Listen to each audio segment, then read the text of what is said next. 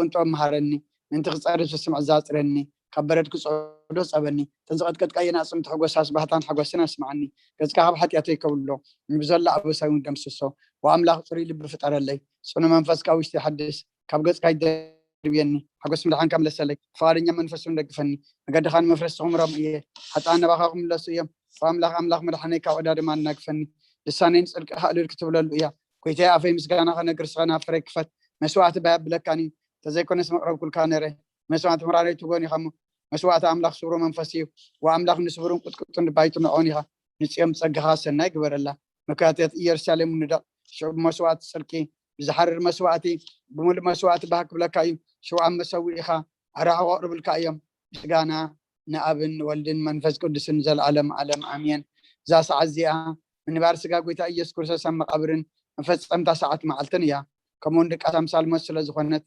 كمودات غزي عدم سبت قصر قدم سوكف صلاه ساعات ناي زوتر صلاه يقصل صلاه غزي دقاس كرسس نغسين املخين مسغانا قربلو حطياتين كحد قال كعلم منو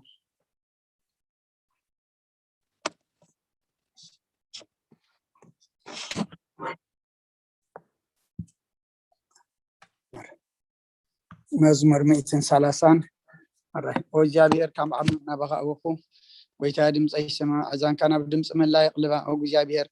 بس انت تواصل تركاز ويتا من دوكل يغنا خام انت فرخه قرتا مسخالون جابير صب نفسي تصبلا بقالون تسفا قبرالله حلفاتهم وقحطات صبي حلوتو وحلفاتهم وقحطات صبي حلوتي نفسي نك جابير صبي الله محرت ابو جابير بزح بندحان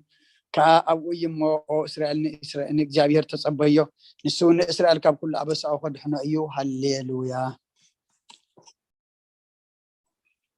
مزمور 130 عدلوا بيدو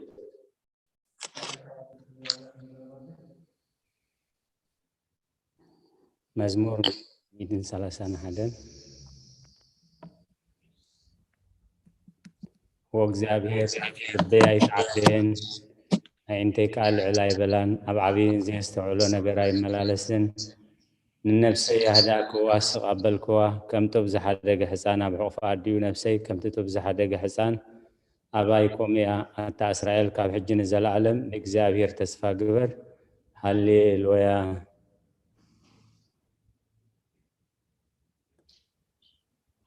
መዝሙር 132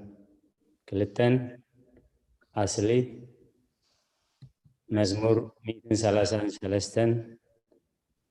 أبونا بكشات ناتيوس مزمور 134 دكتور استقاب مزمور 137 بيتروس فاميلي مزمور 138 أبونا بكشول دتنساه مزمور 141 أصلي مزمور 142 أبونا بكشي أثناتيوس مزمور 146 بيتروس فاميلي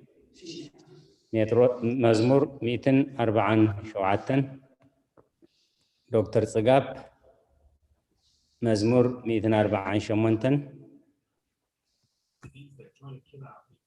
والله أنا بريدة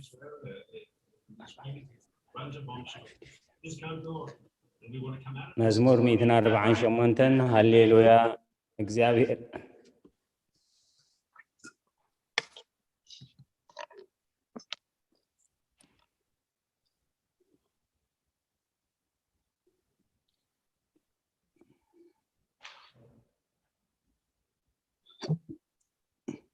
أربعين شمنتن دكتور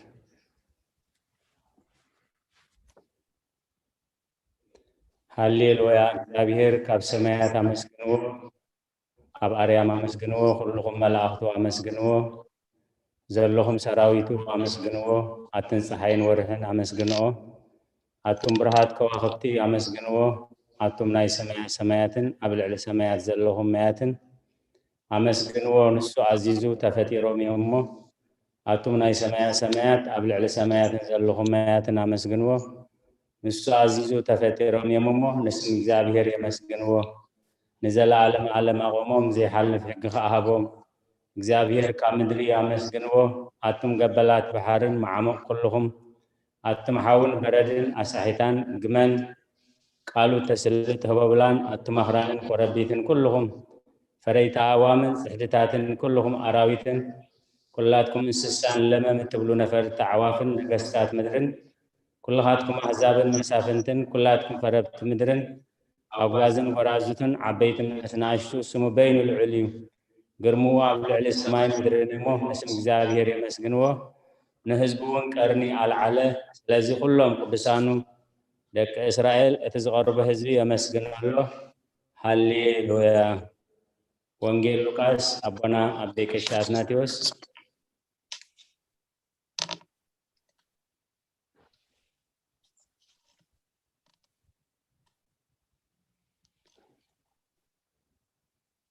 أبونا نيت اللهم بنتي سمعنا الله حولكم ወንጌል ሉቃስ ምዕራፍ 2 15 32 እነሆ ድማ ክሳብ 32 እነሆ ድማ ኣብ ኢየሩሳሌም ስምዖን ዝበሃል ሰብኣይ ነበረ እንጻሙ ተኽስታይ خير عليه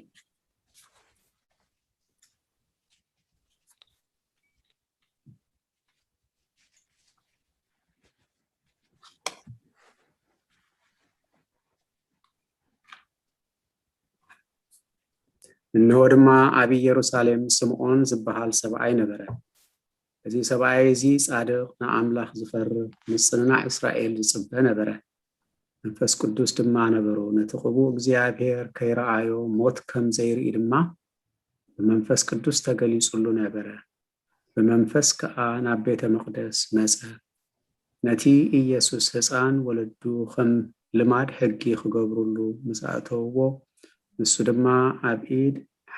ኣብ ኢዱ ሓቆፎን ኣምላኹን ኣመስገኖሞ ወጎይታይ ነቲ ንምብራህ ኣህዛብ ብርሃን ንህዝብኻ እስራኤልን ክብረት ምእንቲ ክኸውን ኣብ ቅድሚ ኩሉ ህዝቢ ዘዳለኻዮም ድሓንካ ዓይንተይ ካብ ረኣያስ ሕጂ ከምቲ ዘረባኻ ንባርያኻ ብሰላም ተፋንዎ ኢኻ በሎ ምስጋና ንእግዚአብሔር ኣምላኽ ይኹን وكرتوس أملاخنا مسير ربهم بس كتلهم كل ساعة يسكتلك لنا آمين. قدامي كفلتات صلاة أبونا بكيش تسفو.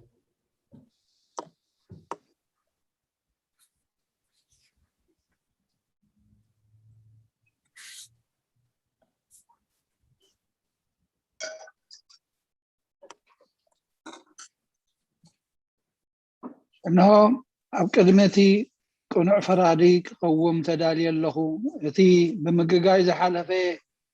عدمين خنانين نفردن بقوع سلازخونه ببزحات ياتي رعدن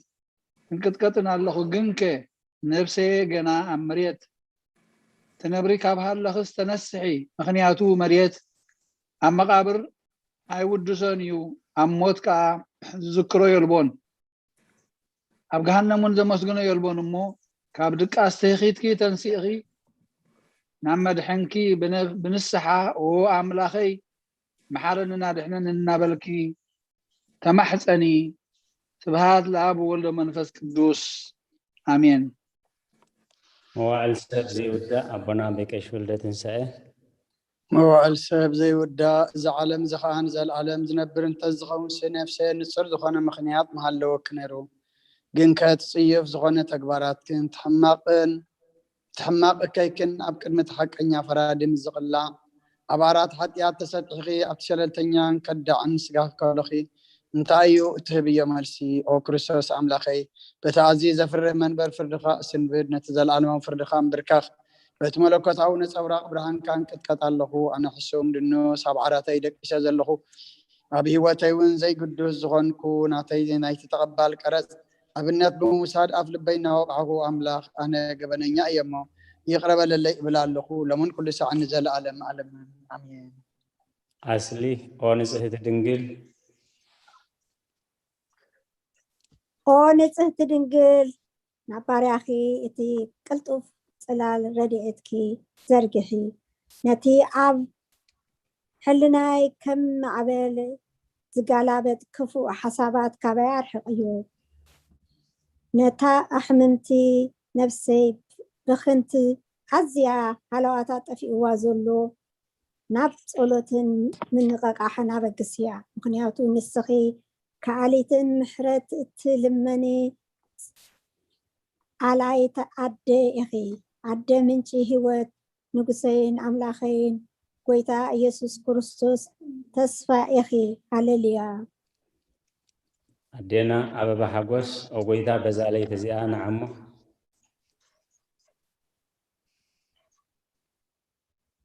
او ጎይታ በዛ ለይቲ እዚኣ ንዓሞ ብዘይ ሓጢኣት ክንሓድር ሓልወና او ኣምላኽ ኣቦታትና ንስኻ ብሩኽ ኢኻ በረኸትካ ኣዝዩ ብዙሕ እዩ ቅዱስ ስምካ እውን ንዘለኣለም ክብሪ ዝመልኦ እዩ ኣሜን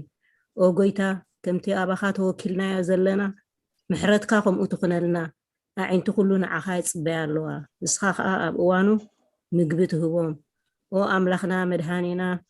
او ተስፋ ኩላ ወሰናት ምድሪ ስምዓና او ጎይታ ንስኻ ኢኻ ካብዚ ዓሌት እዚ ንዘለኣለም ተድሕነናን ተዕቁበናን ኣሜን او ጎይታ ብሩኽ ኢኻ እሞ ፍርድኻ መሃረኒ او ጎይታ ብሩኽ ኢኻ እሞ ሓቅነትካ ረዳእኒ او ጎይታ ብሩኽ ኢኻ እሞ ክብርኻ ብርሃለይ او ጎይታ ምሕረትካ ንዘለኣለም ይነብር او ጎይታ ንዓይ ንተግባር ኢድካ ካብ ወለዶ ናብ ወለዶ መዕቆብየይ ስለ ዝኾንካ ኣይትንፀገኒ او ጎይታ ንዓኻ በዲለየ እሞ መሓረንን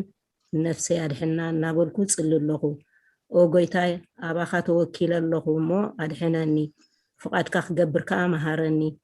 ንስኻ ኣምላኸይ ፈልፋሊ ህይወት ኢኻ ብብርሃንካ ድማ ኢና ብርሃን ንርኢ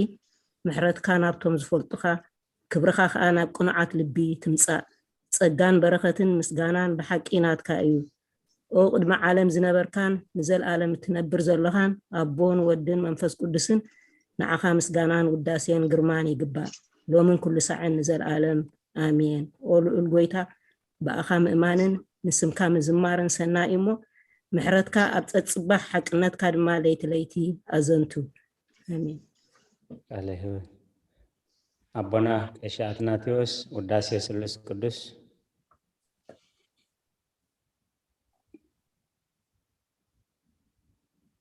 ቅዱስ ቅዱስ ቅዱስ እግዚአብሔር ጎይታ ሰራዊት ሰማይን ምድርን ብኽብርኻን ብልግስኻን ሙሉኣት እየን ወኑ ኩሉ ትመልኽ እግዚአብሔር ኣቦ መሐረና ወጎይታ ሰራዊት አምላክ ኃይለታት ምሳናኹም ምክንያቱ ኣብ ጊዜ ሽግርናን ጭንቀትናን ብዘይካ ረዳኢ የብልና ኦ አምላክ አባና ሕደር ንበደልና ይቅረታን ምህረትን ግበረልና እቲ ብድልየትናን ብዘይድልየትናን ዝገበርናዮ እቲ ብፍላጥን ብዘይፍላጥን ስራሕናዮ ስውርን ግሁድን ዝኾነ ኃጢአት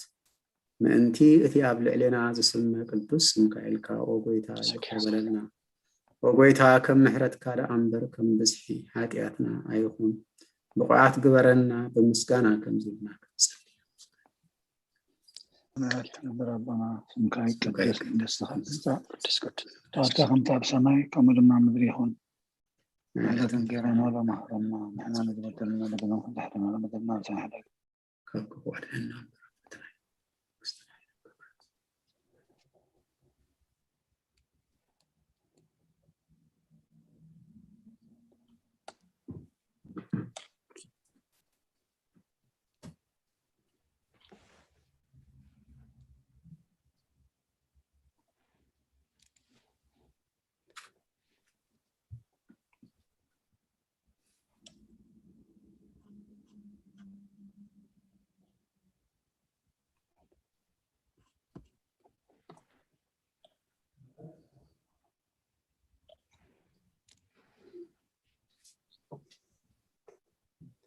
ምስጋና ንቅድስት ድንግል ማርያም ኣዴና ኤልሳቤጥ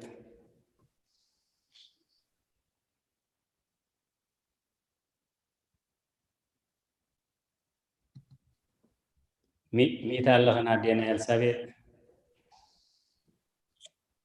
اوكي حجي له حجي خير حجي صباح تسمع له اوكي او قدست ملئتي ጸጋ ሁሉ ጊዜ ድንግል ዝኾንኪ ወላዲት አምላኽ ኣደ ክርስቶስ ሰላም ንብለኪ ምእንቲ ኃጢአትና ክሓድገልና ናብ ፍቁር ወድኺ ጸሎትና ኣዕርግልና ንሐቀኛ ብርሃን ኢየሱስ ክርስቶስ አምላኽና زولد كلنا قدست دنقل سلام نبلكي نحاتيات نفسنا حديقو كم حرنا ناب ويتا لمن لنا او قدست دنقل مريم ولاديت أملاخ نزرئي سب امنتي أمالاديت ناب ودخ يسوس كريستوس بحدقات حاتيات كتصقونا لمن لنا وناي حقي نقستي دنقل سلام نبلكي اونا أمانيل أملاخنا ولد كلنا كرعات زرقنا سلامتا نقربلكي او دنقل بقويتانا يسوس كريستوس زتأمنت أمالاديت حاتياتنا منتك حدقلنا تذكرنا ጴጥሮስ ፋሚሊ ጸሎተ ሃይማኖት መእተው ጸሎተ ሃይማኖት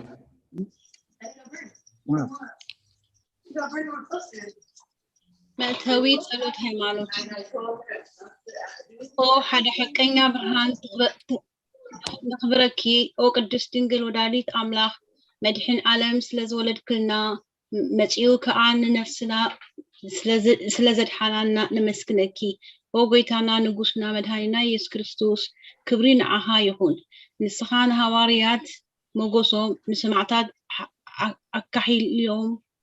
ንጻድቃን ዕልልትኦም ንቤተ ክርስቲያን ጽንዓት ንኃጢአትን ሕድገት ብሓደ ዝመለኮት ስሉስ ቅዱስ ነበስር ንሰግደሉን ነኽብሮን ኦ ጎይታ መሐረና ኦ ጎይታ መሐረና ኦ ጎይታ ባርኸና አሜን አለ ህይወት ሓድጉ ናይ ሃይማኖት ጸሎት እሺ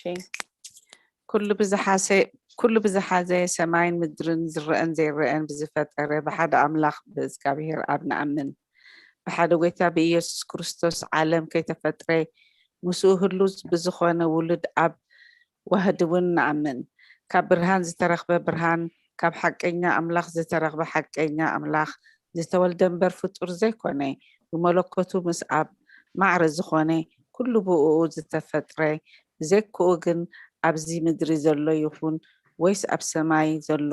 ምንም ዝተፈጥረ የልቦን ንእንታና ምእንቲ ሰብ ምእንቲ ምድሓን ካብ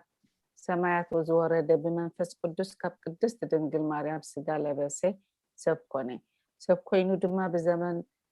ጤናዊ ጲላጦስ ንእንታና ተሰቕለ መከራ መስቀል ተቐበለ ሞተ ተቐብረ ኣብ ቅድስት መጽሓፍቲ ከም ዝተጻሕፈ ካብ ሳልሰይቲ መዓልቲ ኣብ ምውታን ተፈልዩ ተንስአ ብክብሪ ናብ ሰማይ ዓረገ ኣብ የማን አቡኡ ተቐመጠ ከም ብሓድሽ ንህያዋን ምውትን ክፈርድ ብክብሪ ክመጽእ እዩ ንመንግስቱ እውን መወዳእታ የብሉን ጎይታን መድሓኒውን ብዝኾነ ካብ ኣብ ብዝፀረፀ መንፈስ ቅዱስ ንኣምን ምስ ኣብን ወድን ንሰግደሉን ንመስግኖን ብነቢያት ዝተናገረ እዩ ልዕሊ ኩሉ ናይ ሃዋርያት ጉባኤ ብዝኾነት ብሓንቲ ቅድስቲ ቤተክርስትያን ንኣምን ሓጢአት ንምስትስራይ ብሓንቲ ጥምቀት እውን ንኣምን ትንሣኤ ሙታን ንዘለዓለም ዓለም ዝወፅእ ህይወትን ተስፋ ንገብር ወጌታ ጸሎትና ሰሚዕኻ ሓጢአትና ክደገልና አሜን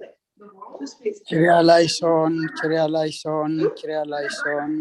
Kyria eleison, Kyria eleison, Kyria eleison. Kyria eleison, Kyria eleison, Kyria eleison. Kyria eleison, Kyria eleison, Kyria eleison. Kyria eleison, Kyria eleison, Kyria eleison. Kyria eleison, Kyria eleison, Kyria eleison. Kyria eleison, Kyria eleison, Kyria eleison. Kyria eleison, Kyria eleison, Kyria eleison. Kyria eleison, Kyria eleison, Kyria eleison. Kyria eleison, Kyria eleison, Kyria eleison. Kyria eleison, Kyria eleison, Kyria eleison. Kyria eleison, Kyria eleison, Kyria eleison. Kyria eleison, Kyria eleison, Kyria eleison. Kyria eleison, Kyria eleison, Kyria eleison. Kyria eleison, Kyria eleison, Kyria eleison. Kyria eleison, Kyria eleison, Kyria eleison. Kyria eleison, Kyria eleison, Kyria eleison. Kyria eleison, Kyria eleison, Kyria eleison. Kyria eleison, Kyria eleison, Kyria eleison. Kyria eleison,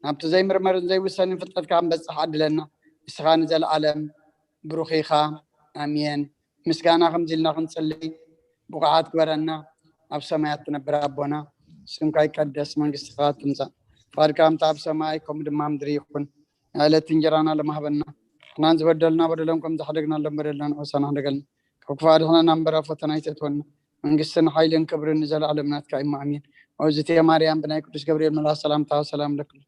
حلنا غدن قليخي بسقاخون دنقليخ ودي جابير سوات بيت سراوي السلام لك الله سغي كوان سبرختي خي فركر صومرخي وملت تصقا جابير مساخي وفست دسبلكي حتيات ناصر لنا نفت ودغي يسكرسس من تانا محرت لمن لنا امين امين زخبركم حزب እግዚአብሔር አቦታት አዴታት ተሐዋት አሃት ኩልኹም ነዚ ናይ ሰሉስ ናይ ጸሎተ ሰርክ አገልግሎትን ከምውን ትምህርቲ ምስጢራት ቤተ ክርስቲያን ተከታተልዎ ዝጸናሕኹምን ዘለኹምን ሎሚ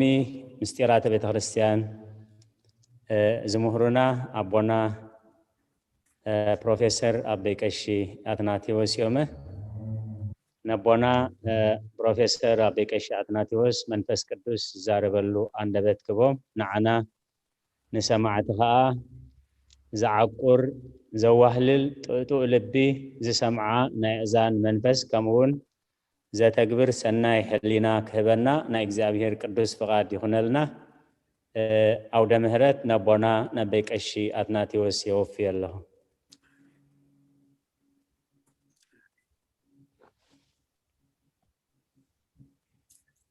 በስመ አብን ወድን መንፈስ ቅዱስን ሓደ አምላክ አሜን።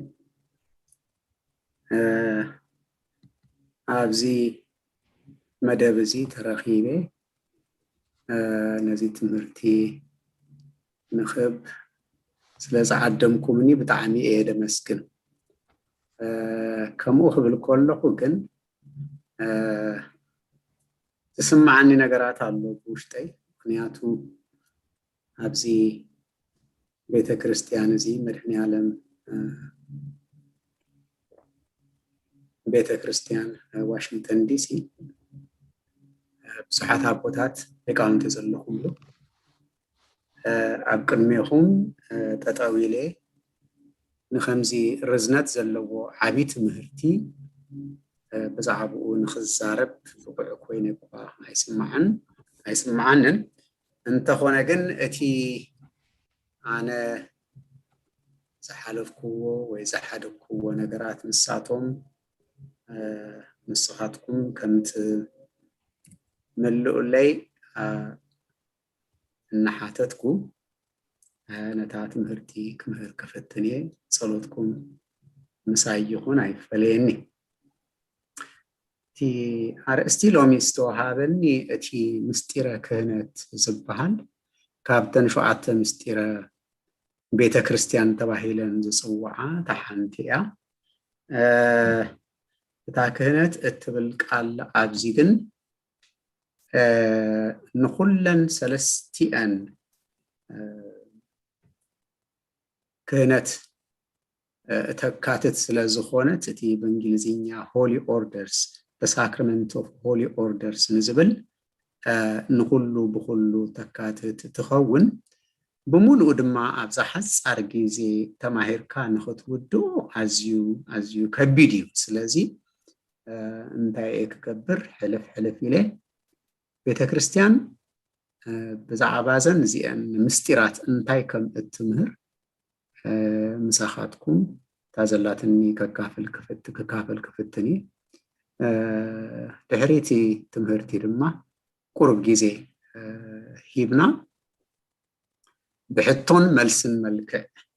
ብዙሕ ክንመሃር ኢለ ይሓስብ ኣለኹ። ኣብኡ ድማ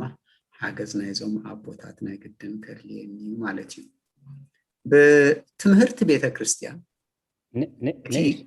ንእሽተይ ሓበሬታ ክህብ ኣቦና ቅሬታ እሺ ሰሉስ ሎሚ ጥራይ ዘይኮነ ሰሉስ ታ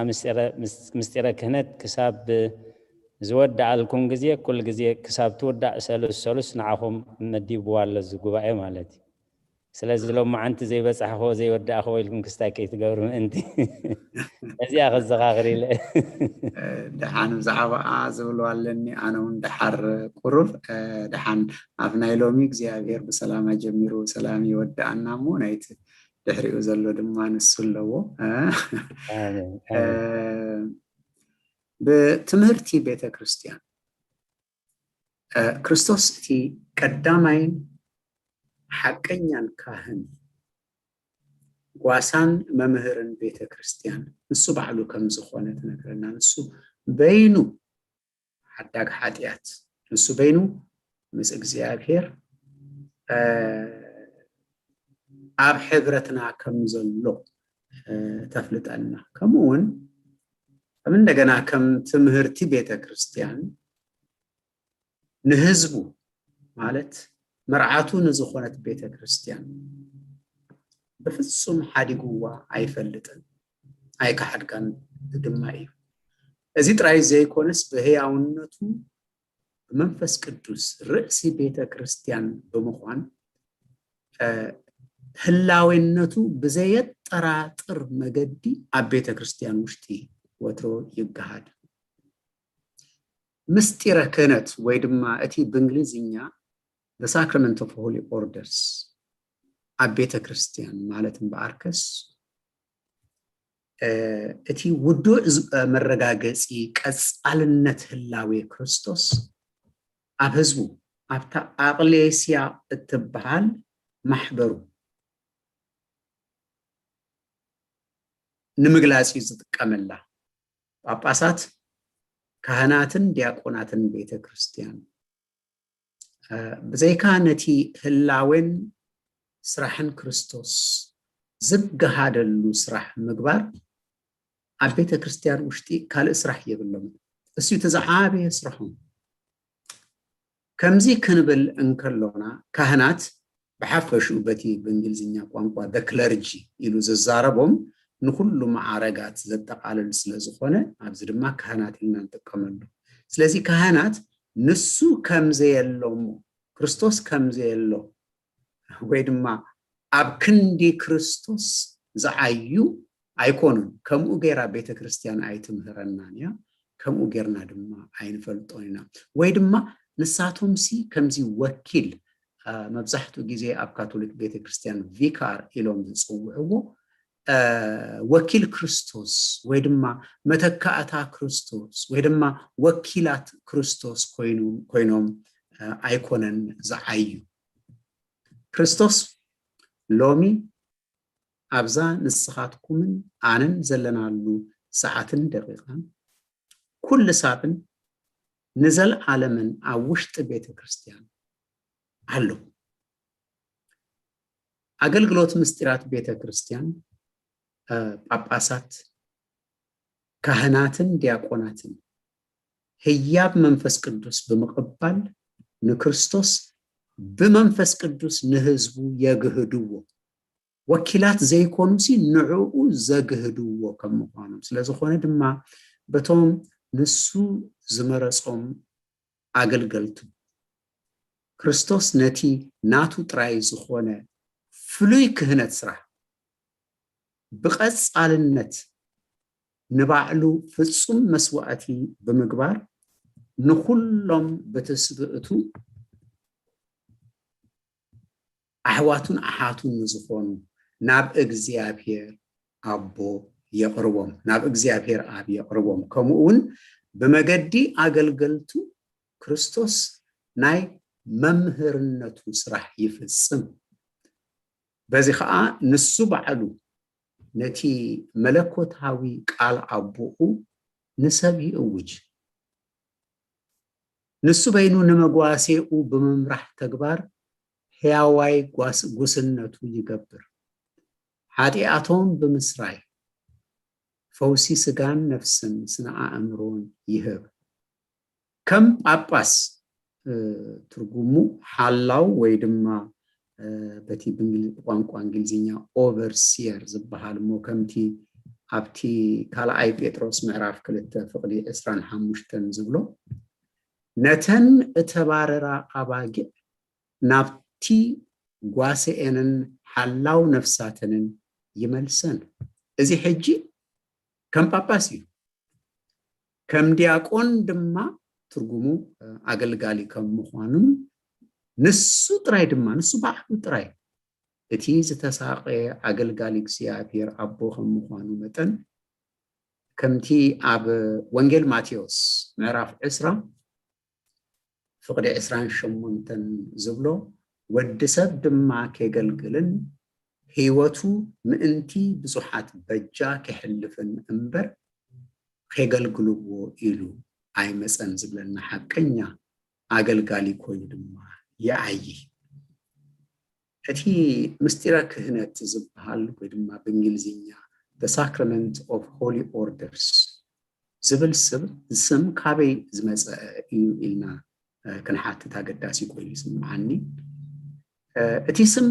ካብቲ ጳጳሳትን ካህናትን ዲያቆናትን ንቤተ ክርስቲያን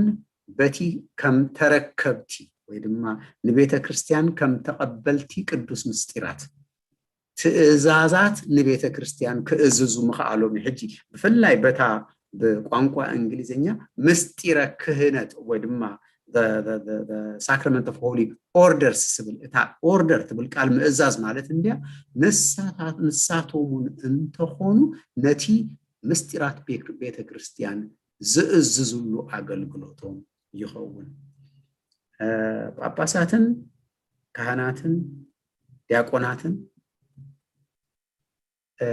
ንቀጻልነትን ነቲ continuity ማለት እዩ ንሕብረትን ሓድነትን ቤተ ክርስቲያን ክርስቶስ ብትስብእቱ ካብ ዝተጋሃደሉን ሐዋርያት ነቲ ስልጣንን ቅኑዕ እምነትን ካብ ሓደ ዘመን ናብቲ ዝቅጽል ዘመን ካብ ሓደ ቦታ ድማ ናብ ካልእ ቦታ ካብ ጊዜ ናብ ካልእ ጊዜ ክሳብ መንግስቲ አምላኽ ንዘለዓለም እትትከለሉ ዘረጋግጽ ሲመት ዝሓዙ እዮም ከምቲ ሐዋርያት ነቲ ፍሉይ ህያብ አምላኽ ተቀቢሎም ናብ ሙሉእ ዓለም ብምኻድ ንክርስቶስ ምስ ኩሉ ዝተዋሃቦም ጸጋታት ንሰባት ዘፍለጥዎ ከምኡውን ካህናት ቤተ ክርስቲያን ከም ዝኽብል ከለኹ በታ ክለርጂ እትብል ቃል ትርጉም ማለት እዩ መንፈስ አምላኽ ተቀቢሎም ንህላዌነት ክርስቶስ ብመገዲ ምስጢራት ንክርስቶስ አብ አብያተ ክርስቲያናት የገህድዎ ወይ ድማ አብ አብያተ ክርስቲያናት ውሽጢ ይገልጽዎ ቤተ ክርስቲያን እተአምኖን እትምህሮን ካህናት ወይ ድማ ክለርጂ ንሰለስቲኦም ማዕረጋት በዘጠቃለል ትርጉሙ ማለት እየ ነቲ በአንብሮተ እድ ዝተቀበልዎ ጸጋታትን ህያባትን በዘተኸአሎም በብቕዓትን ፍጹምነትን ንምፍጻሙ ክጋደሉን ክጽዕሩን እዩ ምስኡ በዘተሓዘ ግን ካልእ ሓቂ ኣሎ ቤተ ክርስቲያን ትምህሮ ንሱ ከዓ እቲ ካህናት አብ ቤተ ክርስቲያን ዝፍጽምዎ ምስጢራት አብቲ ብቕዓት አብቲ ውርዝውና ናይቲ ውልቀ ካህን ዝምርኮስ ወይ ዝውሰን ከም ዘይኮነ አብ ቤተ ክርስቲያን ትምህረና እንታይ ደኣ አብ ህላዌ ክርስቶስ አብ ቤተ ክርስቲያን ብመንፈስ ቅዱስ ይዙስ ነው ማለት ባዕሉ አብኡ ስለዘሎ ከምቲ አቀድሜ ዝበልኩዎ ጳጳሳት ካህናት ወይ ዲያቆናት ወከልቱ ኮይኖም አይኮነን ጻዩ ንሱ ባዕሉ በመንፈስ ቅዱስ አብኡ ከም ዘሎ እንታይ ዲያ ግዲ ቤተ ክርስቲያን ትብለና ንዑ ክትገልጾ ከላ ንሱ ማህደረ መለኮት ንሳ ማህደረ መለኮት ከም ዝኾነት ማህደረ መለኮት ክንብል ከለና ብኻልኦት ገይሩ አይኮነን መንፈስ ቅዱስ አብ ክርስቶስ ጎይታና ኢየሱስ ክርስቶስ ባዕሉ በመንፈስ ቅዱስ ገይሩ አብአ ከም ዘሎ ያ ቤተ ክርስቲያን ትምህረና ስለዚህ እተን አብ ቤተ ክርስቲያን ውሽጢ ሰለስተ ማዕረጋት ከም ዘለው ቤተ ክርስቲያን ትምህረና ሰለስተ ማዕረጋት እቲ በቀዳምነት ክስራዕ ዘለዎ እቲ ማዕረግ ጵጵስና ማለት እዩ ጳጳሳት እቶም ላዕለዎት መራሕቲ ወይ ድማ ስልጣን ዝሓዙ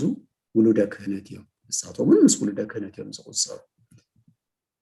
እዚ ክንብል ከሎና ግን እንታይ ማለትና እዩ ብመሪሕነቶም ብዝዓበየ ሓላፍነት ውስነቶም ነታ ኣብ ሙሉእ ዓለም እትርከብ ኣቕሌስያ ማሕበር ቤተ ክርስቲያን ንሓድነታ ንሕብረታ ብምሕላው ነቲ ቅኑዕ ትምህርታን ሓቃን ናይ ምዕቃብ ቀዳማይ ሓላፍነት ስለዝስከሙ እዩ ጳጳስ ድማ እዩ ምስተን ካብ ሃገረ ስብከቱ ንዝርከባ ኣብያተ ክርስቲያናት ኣብ ካልእ ምስ ዘለዋ ኣብያተ ክርስቲያናት ዘራኸበን መትኒ ሓድነትን ናይ ምዕቃብን ናይ ዝኩሉ ሓላፍነት ዘለዎ ካህን ይኸውን ማለት እዩ ኣብ ኦርቶዶክስ ቤተ ክርስቲያን ስልጣንን ኣገልግሎትን ጵጵስና እቲ ዝለዓለ ኣገልግሎት ተባሂሉ ይጽዋዕ እቲ ጳጳስ ብቋንቋ ግሪክ ኤጲስቆጶስ ዝብሎ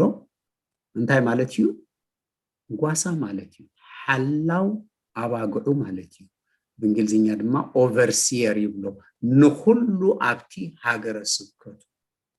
ዝካየድ ኣገልግሎት ድማ ብሓፈሽኡ ዝርኢ ማለት እዩ ነፍሲ ወከፍ ጳጳስ ብኩሉ መምዘኒ ሓደን ተመሳሳሊን ኣገልግሎት እዮም ዝፍጽሙ ኣብ ቤተ ክርስቲያን ዝኾነ ጳጳስ ኣብ ልዕሊ ዝኾነ ካልእ ጳጳስ መዝነት ወይ ድማ ልዕል ኣይብልን ማዕሪኦም ኩሎም ረ ዝኾነ ጳጳሲ ብዓይኒ ሓቂ ክረአ እንተኮይኑስ ኣብ ልዕሊ ቤተ ክርስቲያን እውን ክኸውን ኣይክእልን እዩ ጳጳስ ኣብ ልዕሊ ቤተ ክርስቲያን ኣይኮነን ኣብ ልዕሊ ቤተ ክርስቲያን እንተዘየልዩ ደኣ ከመይ ገይሩ ነቲ ኣገልግሎቱ ከካይዶ ዝብል ሕቶ ክለዓል ይኽእል ትመልሲ ግን ንሱ እውን ከም ሓደ ክፍሊ እቲ ኣካል ወይ ድማ ኣባል እዩ ንስኡ ግን ኣብ ቅድሚ ኣምላኽን ኣብ ቅድሚ ሰብን ብዛዕባ ሂወት ናይታ ፍልይቲ ዝኾነት ንሱ መንፈሳዊ ሓላፍነት ዝወሰደላ ማሕበር ዝሕተተላ ኩሎም ኣባላት ኩሎም ጳጳሳት ኦርቶዶክስ ቤተ ክርስቲያን ናይ ሓንቲ ሓደ ጳጳስ ናይ ሓንቲ ሃገረ ስብከት ጳጳስ ተባሂሉ ዝጽዋዕ ጂኦግራፊ ዝኾነ ክልል ዘላቶ መራሒ እዩ ዝኸውን ሲመት ጵጵስናኦም ክቕበሉ ከለው ሽዑ እዮም ሃገረ ስብከቶም ድማ ዝርከቡ ዋላ እኳ ከምቲ ኣብ ሃገርና ልሙድ ኣይኮነን ምክንያቱ ኣዝዩ ትማሊ ርእሰ ምምሕዳር ወይ ድማ ኣውቶሴፋሊ ዝረኸበት ኣብያተ ክርስቲያናት ቤተ ክርስቲያን ስለ ዝኾነት እቲ ሓደ ጳጳስ ምስ ሃገረ ስብከቱ ክህልዎ ዝግብኦ ዝምድና ገና ዘይተመጻረየ ነገራት ኣለዎ ሕጂ ከም እንሪኦ ሓደ ጳጳስ ካብ ሓደ ሃገረ ስብከት ናብ ካልእ ሃገረ ስብከት ኣብ ሓፂር ግዜ ውሽጢ ሎሚ እዚኦም ኣብ ከምዚ ተቐይሮም ኣለዉ እዚኦም ናብ ከምዚ ግዒዞም ኣለዉ ይበሃል በቲ ኣካየዳ ቤተ ክርስቲያን ግን ሓደ ጳጳስ ነታ ናቱ ሃገረ ስብከት መራሒኣ ኣቦኣ ጓሳኣ ተባሂሉ ክስየም ከሎ ከምቲ ሓደ መርዓዊ ንመርዓቱ ክሳብ ሞት ኢሉ ዝወስዳ ንሱውን ንሳ መርዓቱ ስለ ዝኾነት ምስኣ ኪዳን ስለ ዘለዎ ክሳብ መወዳእታ መዓልቱ ነታ ቤተ ክርስቲያን ብኪዳን ኣጽኒዑ ዝሕልዋ ኮይና ክሳብ መወዳእታ ድማ ዘገልግላ እያ ትከውን እምበር ካብ ሓደ ቦታ እናተቐየርካ ናብ ካልእ ቦታ እትኸደሉ ኣይኮነን ብታሪኻዊ ትሕዝቶ ክንሪኦም ተኾንና ግን ኣብ ትሕቲኡ ኮይኖም ዝዓዩ ካልኦት ጳጳሳት ናይ ዓቢ ጂኦግራፊካዊ ክልል ወይ ድማ ሜትሮፖሊስ ሓደ ሜትሮፖሊታን ወይ ድማ ሊቀ ጳጳስ እዮም ዝሾምዎም ነይሮም ሕጂ ንኣብነት ኣብተን ዝነበራ ዓበይቲ ናይ ሮማ ከተማታት ክንርኢ ከሎና ቤተክርስቲያን ቅድም ዝተጀመረ ኣብተን ዓበይቲ ከተማታት ውሽጢ ሕጂ ኣብተን ዓበይቲ ከተማታት ውሽጢ እቲ ናይ ጳጳስን ናይ ካህንን ስራሕ ኣጸቢቁ ኣብ ዘይተፈልየሉ ግዜ ጓሳ ኣብታ ሓንቲ ዓባይ ከተማ እትርከብ ናይ ሓንቲ ቤተክርስቲያን እቲ ጳጳስ እዩ ዝኸውን ነይሩ ክርስትና እናገፍሐ ክኸይድ ከሎ ግን ኣብቲ ከባቢኡ ዘለዋ ዓድታት ክርስትና ምስ ተቐበላ እቲ ጳጳስ ኣብ ኩለን ቦታታት ከይዱ ነቲ ንሱ ዝገብሮ ምስጢራት ቤተክርስቲያን ንሱ ዘተግብሮ ምስጢራት ቤተክርስቲያን ኩሉ ሰብ ክገብር ኣይክእልን ነይሩ እዩ ድሕሪኡ ግን ኣብ ምንታይ ተፈልዩ እቲ ጳጳስ ሜትሮፖሊ ይበሃል ናይ ሓንቲ ዓባይ ከተማ ንሱ ጳጳስ ኮይኑ ነተን ኣብ ከባቢኣ ዘለዋ ምናልባት ሳተላይት ኣብያተ ክርስቲያናት ዶን በለን ንአን ንዕኡ ወኪሉ ነተን ምስጢራት ዝሰርዕ ካህን ዳሓርነ ብዛዕባቲ ካህን ክንዛረብ ከሎና ክንጠቅሶ ክንፈትን ኢና ሽዑ እንታይ ይገብር ከይዱ ንዕኦም ይሸሞም እሞ በቲ ንሱ ዝሃቦም ስልጣን ድማ ኣብ ክንድኡ ኣብ ክንዲ ጳጳስ ኮይኖም ነተን ምስጢራት ቤተክርስቲያን ንኸተግብሩ ይስየሙ ማለት እዩ ንሱ ከም እንደገና ተመሊስና ክንሪኦ ኢና ግን እቲ ታሪኻዊ ኣመጻጽኡ ሲ ቁርብ ክስታይ ክህልወና ስለዘለዎ እዩ ኣባና ሜትሮፖሊታን ዝበሃል ነገር የለን ምክንያቱ ዓበይቲ ከተማታቱን ትማሊአን ተፈጢረን እምበር ከተማታቱን ኣይነበራን ኣባና እቲ እንጥቀመሉ ቃል ኣብ ክንዲ ሜትሮፖሊታን እንታይ ዝብል ቃል እዩ ሊቀ ጳጳስ ዝብል ሽምና እንጥቀመሉ ሊቀ ጳጳስ ወይ ሜትሮፖሊታን ማለት ከምቲ ኣቀድሚ ዝገለጽኩዎ ሓደ ገፊሕ ሃገረ ስብከት ሓላፊ ጳጳስ ማለት እዩ እንተኾነ ግን እዚ ሲመት እዚ ንሓደ ዓቢ ጳጳስ ከም ናይ ክብሪ ማዕረጉን ይወሃብ እዩ ሕጂ ኣብ ሃገርና ክንርኢ ከሎና ብሊቀ ጳጳስና ዝፍለጡ ኣቦታት ኣለው ካብ ቅድም ጀሚሮም ነይሮም እዮም ብሊቀ ጳጳስና ዝፍለጡ ብዛዕባ ዝኳ ኣብዚ ዘለኹም ኣቦታት ይኹም ዕሙቕ ዝበለ ፍልጠት ክህልወኩም ዝኽእል ከምኡ ክበሃል ከሎ ግን ዝተፈልየ ነገር ኣለዎ ማለት ኣይኮነን ናይ ክብሪ ስመት እዩ ካብ ካልእ ዝፈልዮ ነገር የለን ጳጳሳት ናይ ሓደ ዓቢ ጂኦግራፊ ከምቲ ልሙድን ሕጊ ቤተክርስቲያንን ዝጾን ጉባኤ ምዝህልዎም ጉባኤ ምዝጽውዑ እቲ ሜትሮፖሊታን ወይ ድማ ሊቀ ጳጳስ ንጉባኤ ይመርሖ ከም ንሃገራዊ ቤተክርስቲያን ሕጂ ንኣብነት ሃገራዊ ቤተክርስቲያን ክንብል ከሎና እንታይ ማለት ናይና ግብፂ ናታ ሃገራዊ ዝኾነ ቤተክርስቲያን ኣለዋ ኮፕቲክ ኦርቶዶክስ ቸርች ንብላ ኢትዮጵያ ናታ ሃገራዊ ዝኾነ ቤተክርስቲያን ኣለዋ ሎሚ ሲኖዶስ ኢልና ንጽውዖ ኣብ ኤርትራ እውን መቸም ዝትኽሉ ሽግራቱ እሱሎ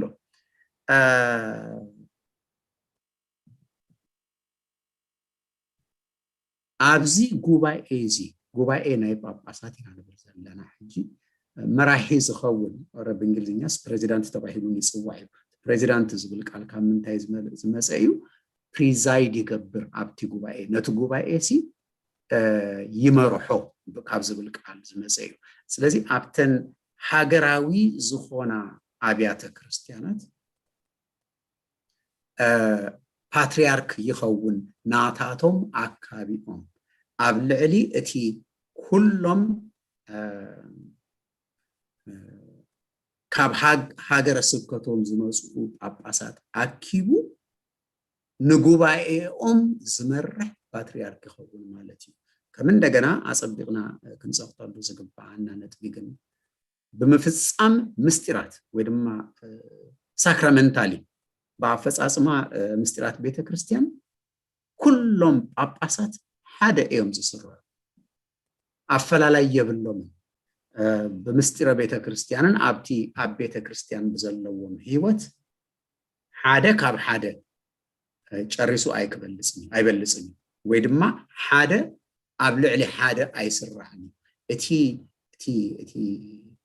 እቲ መዝነት እቲ ማዕረግ ናይ ኩሎም ጳጳሳት ማዕረ ምናልባት ሕጂ ብዛዕባ ኣብ መንጎ ናይ ኦርቶዶክስ ኣብያተ ክርስቲያንን ኣብ መንጎ ናይ ሮማዊት ካቶሊካዊት ቤተክርስቲያን ክንዛረብ እንድሕር ኮይና እቲ ዓቢ ፍልል ሕጂ ሓደ ንሱ እዩ ኣብ ኦርቶዶክስ ቤተክርስቲያን ኩሎም ጳጳሳት ማዕርነት ከም ዘለዎም ከምኡ ክንብል ከሎና ግን ከምቲ ኣብ ዝኾነ ማዕረግ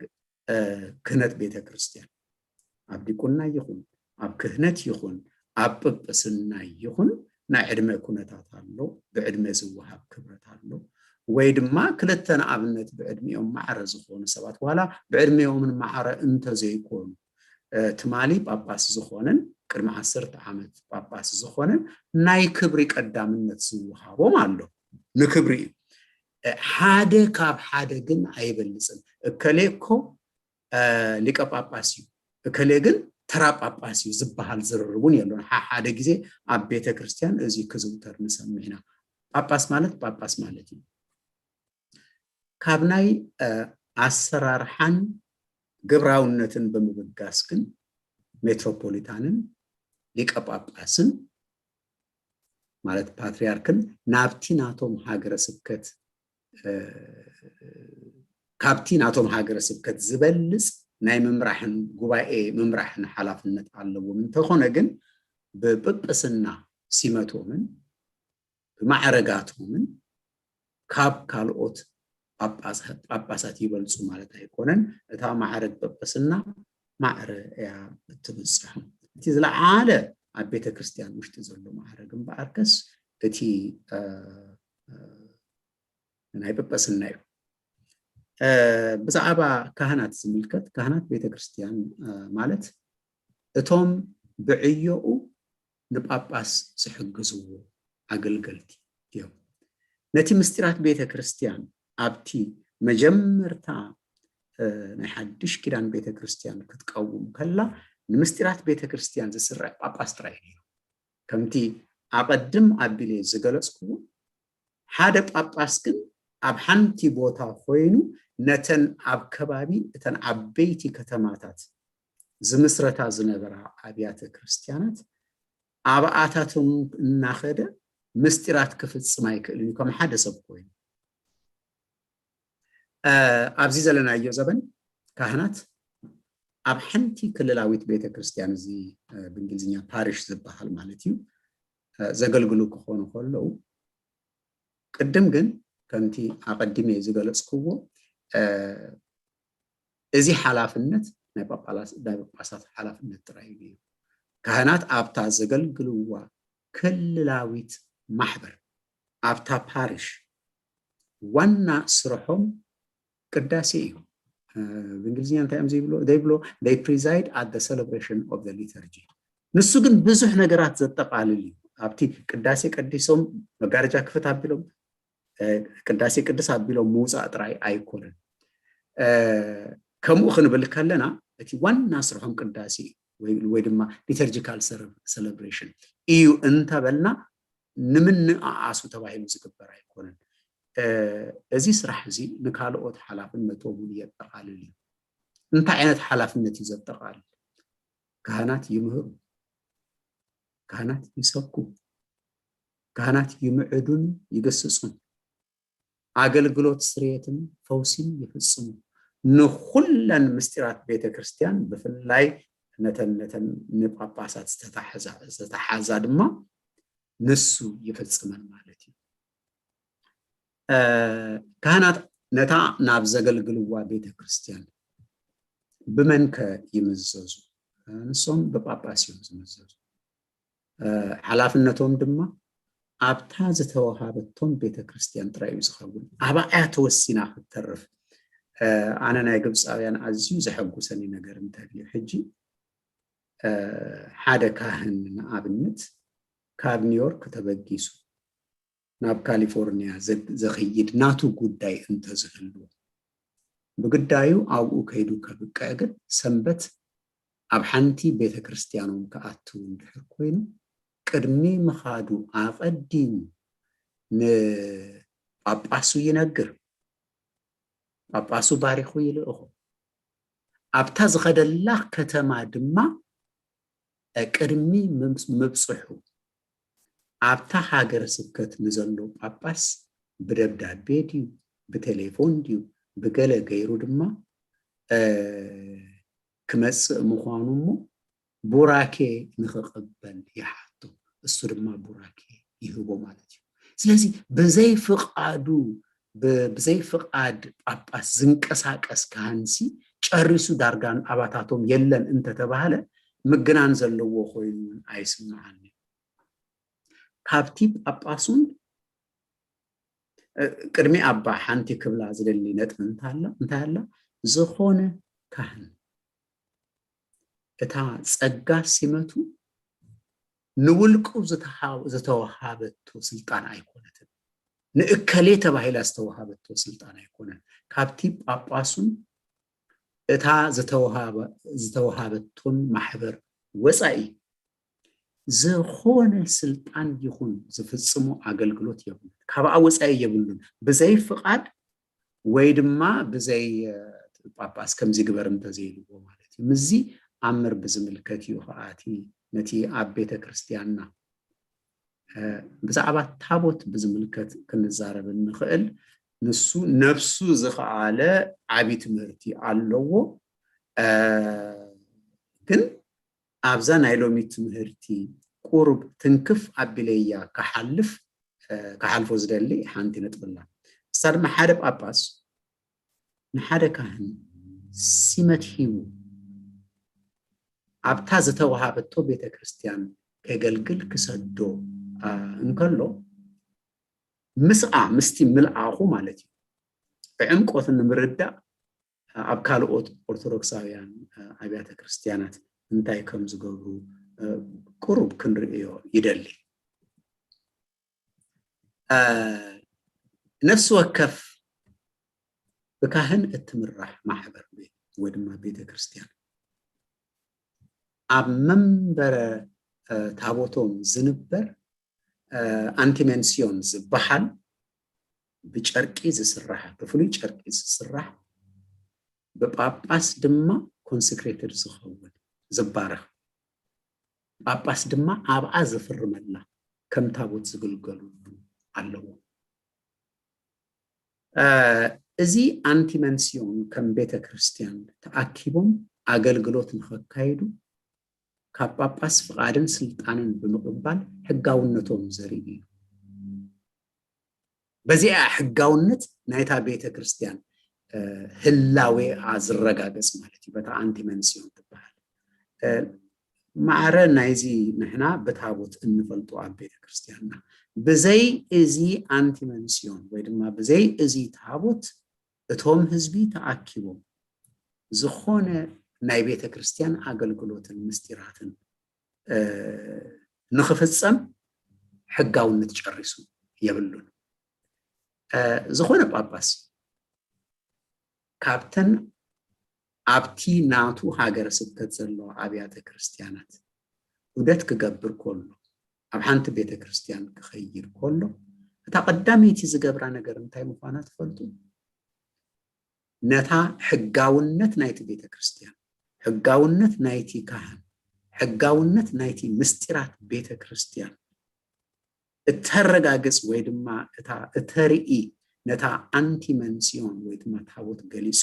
ብምርኣይ ሕጋውነት ናይታ ማሕበርን ሕጋውነት ናይቲ ኣብኡ ዝካየድ ምስጢራት ቤተ ክርስቲያንን የረጋግጽ ድሕሪኡ ናይ ጳጳሳዊ ኣገልግሎቱ የካየድ ማለት እዩ ኣብታ ቤተ ክርስቲያን ቅድም ከኣቱ ከሎ ዝገብራ ግን ንሳ እያ እቲ ኣብ መንጎ ካህንን ኣብ መንጎ ጳጳስን ዘሎ ዝምድና ድማ እንታይ ከም ዝመስል የርእየና ማለት እዩ እቲ ከመይ ሽየሙ ዝበሃል ነገር እቲ ሓደ ዓብይ ምስጢር ክንዘራረቡ ዘለና እንታይ እዩ ነቲ ቀጻልነት ናይቲ ቤተ ክርስቲያን ካብ ሓደ ወለዶ ናብ ሓደ ወለዶ ዘረጋግጽ ምስጢረ ክህነት እዩ ኣብቲ ቤተ ክርስቲያን ሲ እቲ ካህን ወንጌል ክንበብ ነቲ ወንጌል ሒዝዎ ይወፅእ ሕጂ እቲ ካህን ነቲ ወንጌል ሒዙ ኣብ ደገ ምስ ወፅአ ወንጌል ምስ በለ እንታይ ኢሉ ይዛረብ? Behold the gospel of the kingdom of God ይብል። ብግዕዝ እንታይ እሞ ትብል ኣቦታት? እወ ከምኡ ምስ በለ እሞ ነቲ ንፍቂ ዲያቆን ምስ ሃቦ እቲ ንፍቂ ዲያቆን ክቕበላ እሞ ነቲ ዲያቆን ክሕዘሉ ክህቦ ከሎ እንታይ እዩ ዝብል? መንግስቱን ጽድቁን እንታይ ኣትብል? ተወፍየኒ ወፍየካ ኣለኹ። እወ ሕጂ ካብ ሓደ ወለዶ ናብ ካልእ ወለዶ እቲ ምስጢራት ቤተ ክርስቲያን ክወፈ እንተኾይኑ እዚ ክህነት እዩ እቲ ምስጢረ ክህነት እዩ ንዕኡ ዘረጋግጽ ማለት እዩ። ሓደ ሰብ ብጳጳስነቱ ብቑዕ ምስ ተባሃለ ነቲ ምስጢራት ቤተ ክርስቲያን ይኹን ትምህርቲ ቤተ ክርስቲያን ይኹን እምነት ቤተ ክርስቲያን ተቐቢሉ ምሒሉሉ እታ ዓባይ ስርሑ እንታይ ትኸውን? እታ ምስጢር ቤተ ክርስቲያን ኣብታ ቤተ ክርስቲያን ብዘይ ዝኾነ ዓበር ንኽትፍጸም ምግባር እቲ ወንጌል ምስባኽ ኣሎ ገለሎ ግን እቲ ሐዋርያት ካብ ክርስቶስ ተቐበሉዋ ሓቂን ትምህርትን እምነትን ሐዋርያት ንባ ነቶም ድሕሪኦም ዝመፁ ከምዓ ገይሮም ዘወፈ ይብሎም እቶም ድሕሪኦም ዝመፁ ሕድሪ ናይ ጳጳስ ናይ ክርስቶስን ናይ ሐዋርያትን ቅድሚኦም ዝነበሩ ጳጳሳትን ዝተቐበሉ ከምዓ ገይሮም ብእምንቶ በቃ ፌይትፉሊ ንዓኣሲ ከም መሓላልፍዋ እዩ ዓባይ ሓላፍነቶም ንሳ ድማት ካብቶም 12 ይሁዳ ኣስቆሮታዊ ምስ ከሓደሲ ኣብ ግብረ ሐዋርያት ምዕራፍ ክንደይና ንሪኣ በቲ ቅነቲ 6 ካብ ፍቅዲ 1 ክሳብ 6 ዘሎ ክንርኢ ከለና እንታይ ይብል? በቲ ቅነቲ ደቀ መዛሙርቲ ምስ በዝሑ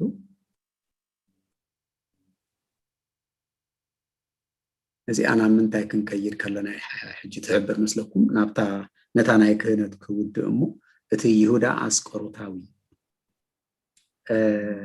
ካብቶም 12 ምስ ተረፈ ንዕኡ ዝትክእሲ ክንሓሪ ብግዲ ኢሎም ንማትያስ ሓሪ ወይ ድማ አንቢሮም ድማ ጸለዩ ይብለና ራእይዎሞ እቲ ኣገልግሎት ከመይ ከም ዝካየድ ኣብታ ትቕጽል ግን እታ ናይ ዲቁና ስራሕ ማለት እዩ። ኣብታ መጀመርያ ታሪክ ቤተ ክርስቲያን ዋና ስራሕ ዋና ሓላፍነት ዲያቆናት እንታይ እዩ ነይሩ? ኣብታ ቤተ ክርስቲያን እተካይዶ ኣብቲ ቤተ ክርስቲያን እተካይዶ ዝነበረት ናይ ግብረ ሰናይ ኣገልግሎት ዝተሓባበሩ ወይ ድማ ክሕግዝዎ ዝኽእሉ እዮም ዝስየሙ ነይሮም። ናይ ዲያቆናት ስራሕ እሳ ነይራ ኣብ ግብረ ሐዋርያት ምዕራፍ 6 ካብ ፍቅዲ 1 ክሳብ 6 ክንርኢ ከለና እንታይ ይብል? በቲ ቅነቲ ደቀ መዛሙርቲ ምስ በዝሑ እቶም ኣይሁድ ጽርኢ በቲ ምምቃል ምግቢ ዕለት ንመበለታቶም ስለ ዝጎሰይዎን ኣብቶም ዕብራውያን ኣጉረምረሙ ሽዑ እቶም 12 ንኩሎም ደቀ መዛሙርቲ ተኣኪቦም ራእይ ዋሕጅ ብዚኣ ንሕና ቃል ኣምላኽ ሓዲግናስ ኣብ መዓዲ ከነገልግል ዝግባእ ኣይኮነን። ስለዚ ኣቱም ኣሕዋት ካባኻትኩም ብጽቡቕ ተመስከረሎም መንፈስን ጥበብን ዝበልዖም 7 ሰብኣይ ሕረዩ ዲያቆናት እዮም። ነዚ ጉዳይ እዚ ከዓ ንመዝዞ ንሕና ግን ጸሎትን ኣገልግሎት እዚ ቃል እዝን ከየኮርና ንሓዝ በልዎ እዚ ዘረባ እዚ ንኩሉ እቲ ህዝቢ ባሃበሉ ነቲ እምነትን መንፈስ ቅዱስን ዝመልኦ ሰብኣይ እስጢፋኖስን ንፊልጶስን ንፕሮኮሮስን ንኒቃኖርን ንጢሞንን ንጰርሜናስን ነቲ ፕሮሴሊት ኒቆላዎስ በዓል አንጾኪያን ሓረዩ ኣብ ቅድሚ ሐዋርያት ከዓ ደው ኣበልዎም እናጸለዩን ኣእዳዎም አንበሩሎም ታያ አንብሮ ትበሃል እዚኣ ማለት እዩ ናይ መጀመርያ ብዲያቆናት ዝፍለጡ ድማ እዞም ሸውዓተ ተሓረዩ ኣገልግሎቶም ድማ እንታይ ከም ዝኾነ እቲ ጽሑፍ ብንጹር ይሕብረና ኣብዚ ዘሎናሉ ዝሓለፉ ዘመናትን ግን ኣገልግሎት ዲያቆናት ምስ ቅዳሴያዊ ኣገልግሎትን ምስኡ ብዝተሓሓዘ ኣገልግሎታት ዝተወሰነ ኮይኑ ንሪኦ ሕጂ እቲ ቅዳሴያዊ ክንብል ከለና ንዑ ምትሓት ኣይኮነን ኢንፋክት እቲ ሊተርጂካል ሰርቪስ እዩ ዝበሃል ብእንግሊዝኛ ብዘይ ሊተርጂካል ሰርቪስ ድማ ምስጢራት ቤተክርስቲያን ኣይስራሕን ስለዚ እቲ ዋና ኣገልግሎቶም ሕጂ ግን ነቲ ጳጳስ ንምሕጋዝ ዘይኮነ በቃ ኣብቲ ቅዳሴያዊ ህይወት ናይታ ቤተክርስቲያን ዓብይ ተራ ይህልዎም ሎሚ ዲያቆናት ንጳጳሳትን ካህናትን ኣብቲ ኣቀድሜ ዝበልክዎ ናይ ቅዳሴያዊ ኣገልግሎት ወይ ህይወት ጥራይ ክሕግዙ ዘይኮነስ ኣብ ናይ ትምህርቲ መሃር ሕሙማት ኣብ ምብፃሕ ንምስፍሕፋሕ ዕዮታት ቤተክርስቲያንን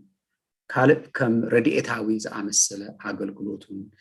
ክፀፍኡ ይረአዩ እዮም ሕጂ ኣነ ከምዚ ክብል ከለኹ ካብ ቤተክርስቲያንና እውን ቁርብ ውፅእ ኢልና ነተን ካልኦት ኣሓት ዝኾና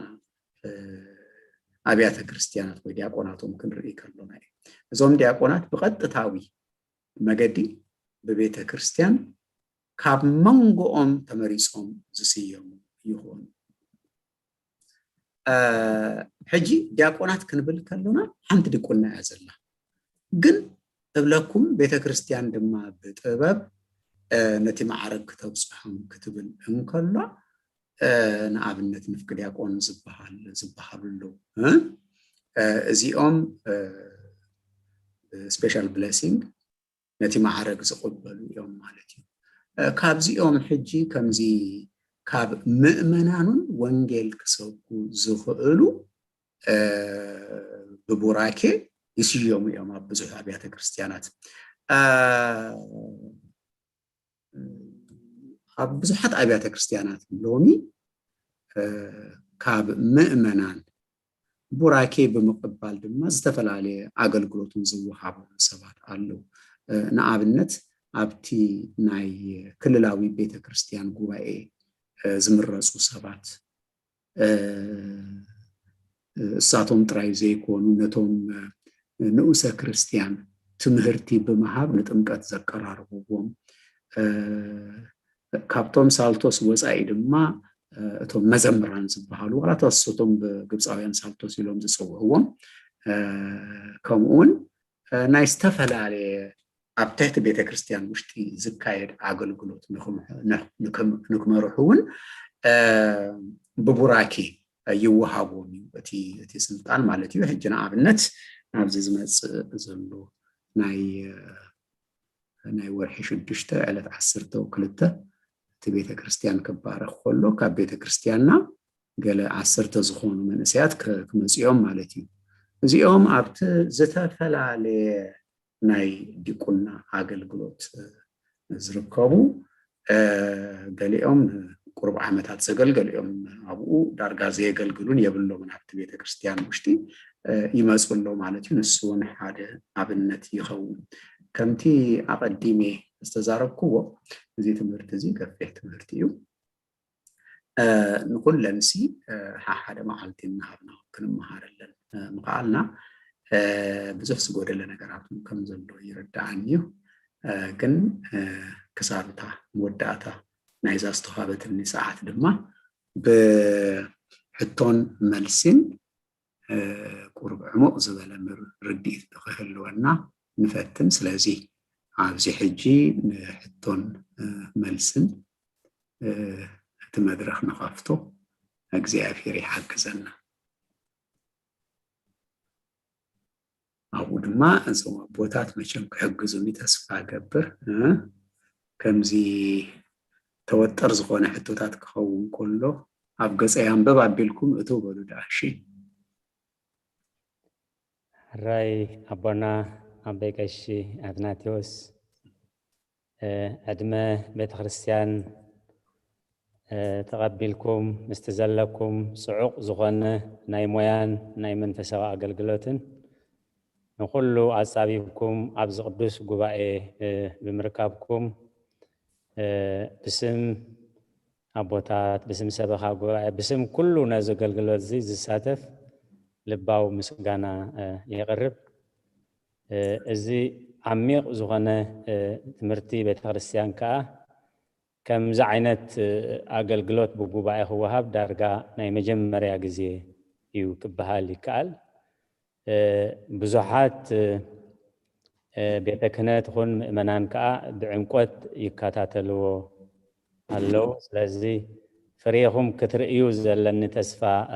ሙሉእ እዩ ናብ ሕቶን መልስን ክንሓልፍ ከለና ናብቲዮም ምእመናን ናብ መንእሰያት ቅድሚ ምስጋርና ኣቦታት ንዓኹም ጥራይ ዘይኮነ ነቲ ህዝቢ እውን ይጠቅም እዩ ዝበልኩሞ حتى انتلو عدل نتمو بوتات عدل كبوكم بأخاتكم كجمر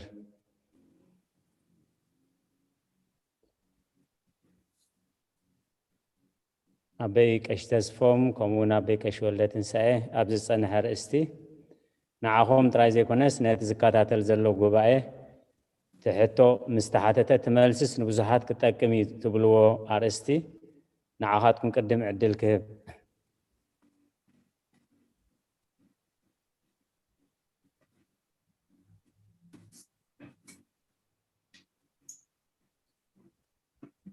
أبيك إيش تسفهم؟ رايح مع الله بمرغاه رايح بغاشي غني لنا جابير تمسكن يخون كم زجرنا ببزلنا يخوينا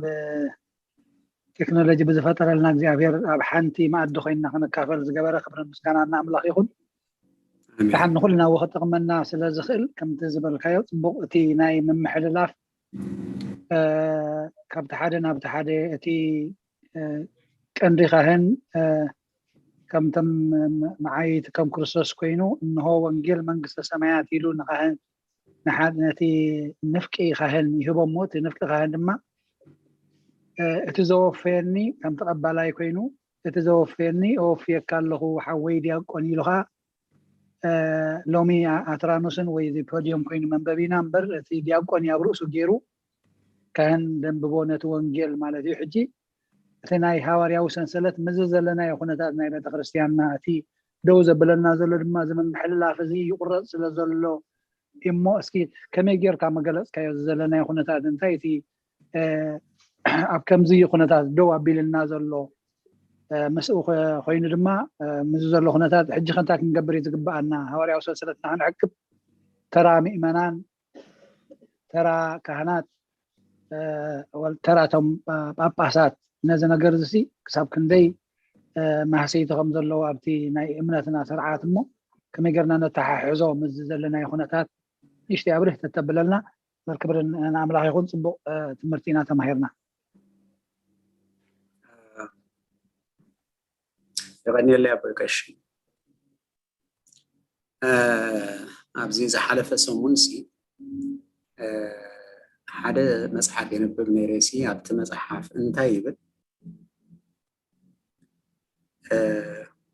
كلاتنا آمنتي كريستنا عبز عالم زي آزلنا تأكدنا نحاليوت بيت كريستيان إلنا كنتطابق اللوكاب نقبرو صحرتاتسي كريستوس بعلو مرعاوي بيت كريستيان نتا مرعاتو نسو أزيو يحالي الله سلازي حانساب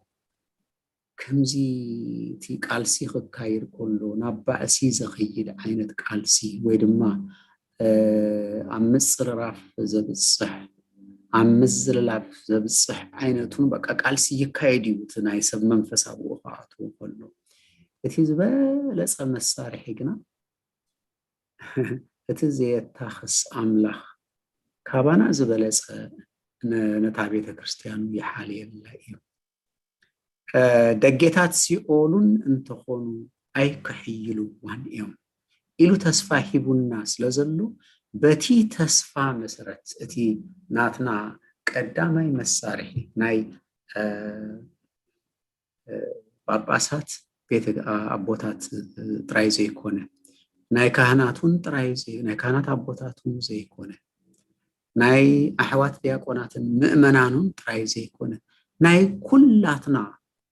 አካልታ ቤተ ክርስቲያን ተባሂልና እንልለ ዋና መሳርሒ እንታይ ቀዳማይ ንሓቂ ክንፈልጣ ንሓቂ ምስ ፈለጥና እያ ግን እቲ ዝዓበየ መሳርሒና ጸሎት ከም ዝኾነ እግዚአብሔር ግን በቲ ንሱ ዝበሎ እዋን በቲ ንሱ ዝበሎ ጊዜ ነዚ ንኣብነት ብፍላይ ኣብ ቤተ ክርስቲያንና ውሽጢ ተፈጢሩ ዘሎ ቅልውላዋት ባዕሉ ከኣልዮ ምዃኑ ግን ክንኣምን ክንክእል ኣለና ቀዳማይ ነገር ካብ ናትና ሓላፍነት ንላዕሊ ባዕሉ ጎይታና ነዛ ቤተ ክርስቲያን ካብዚ ኣትያቶ ዘላ ዓቢ ሽግር ውሽጢ ከውፅኣ ምዃኑ ክንኣምን ክንክእል ኣለና እየ ዝብል ግን ከምኡ ኢለ ከብቅዕ ከለኹ ንሕና ካብ ኩሉ ሓላፍነት ኢድና ተሓፂብና ማለት ኣይኮነን ክሳብ እቲ ቀኖናዊ ገጽታ ቤተ ክርስቲያን ውሽጢ ተፈጢሩ ዘሎ ዝእለ ኩላትና ኣብቲ ምምዕረራዩ ኣብቲ ንቡርነቱ ኣብ ምምላስ ዓቢ ተራ ክህልወና ኣገዳሲ ኮይኑ ይስምዓና ሕጂ ቤተክርስቲያንና ኣብ ዓቢ ሽግር ውሽጢ ከም ዘላሲ ካብ መንም ሰብ ለኩም ዘይተሰወረ ሓቂ እዩ ስለዚ ነዚ ሎሚ ትንክፍ ዘበልናዮ ትምህርቲ ኣብ ግምት ብምእታው ኣብቲ እቲ ዝተምሃርናዮ ትምህርቲ ባዕሉሲ ኣብ ንቡሩ ከመይ ኢሉ ክምለስ ይኽእል ንዝብል ቁርብ መልሲ ክህበልና ይኽእል ኢለ ይግምት ንምስጢራት ቤተ ክርስቲያን ዕሙቕ ኣቢልና ክንመሃር ከለና ድማ ካብተን ፍታሕ ከምፅኡ ይኽእሉ እንብሎም ነገራት እቲ ሓደ እዩ ምክንያቱ ብዘይምፍላጥ ዝጠፍእ ህዝብን እትጠፍእ ቤተ ክርስቲያንን ውሕዳት ኣይኮናን ክብል የዝደሊ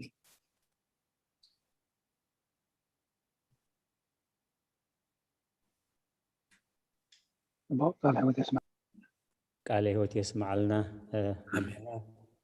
ኣቦና በቀሽ አትናቴዎስ ኣቦና በቀሽ ወልደ ትንሳኤ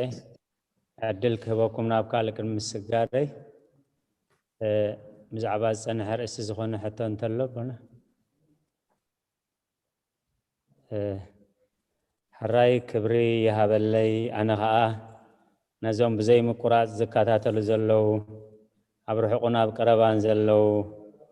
ዓበይትን ንኣሽቱን ንዕኦም ካሓቱ ዕድል ሂበዮም ኣለኹ ብሉና ኣለዉ በቀሺ ወልደ ትንሳኤ ስለዚ ኩልኩም ተሳተፍቲ ናይዚ ጉባኤ እቶም ብቀዋምነት ብዘይ ምቁራፅ ትከታተሉ ይኹን ዋላ ሓደስቲ ዘለኹም ብዝፀንሐ ኣርእስቲ ብዛዕባ ምስጢረ ክህነት ዘለና ሕቶ ኣቦና ኣባይ ቀሺ አትናቴዎስ ኣብ ኣውደ ምህረት ኣለው ምስጢረ ክህነት ዝተተሓሓዘ ሕቶ ከነቕርብ ንኽእል ኢና እቲ ግዜ ንጠቐመሉ ንሶም እውን ምስ ክንደይ ግዜ ኣፃቢቦም ንኽብሪ ቤተክርስትያን ንኽብሪ ምስጢረ ክህነት ኢሎም እዮም ተረኺቦምልና ዘለው እሞ ፅባሕ ንግሆ ኣይዚኣስ ካሓታ ነይርን እዚኣስ እታ ኮይነ ሽዑ ዘይሓተትክዋ ከይንብል ሕጂ እቲ ዘለና ክንጥቀመሉ ብምልክት ናይ ኣእዳው ኹን ብቓል ብቐጥታ ኹን ብፅሑፋት ቴክስት ክትገብሩ ትኽእሉ ከዓ እዞም ናይ ቴክኒክ የሕዋትና ይከታተልኩም ኣለው ብቐጥታ ከቕርብዎ እዮም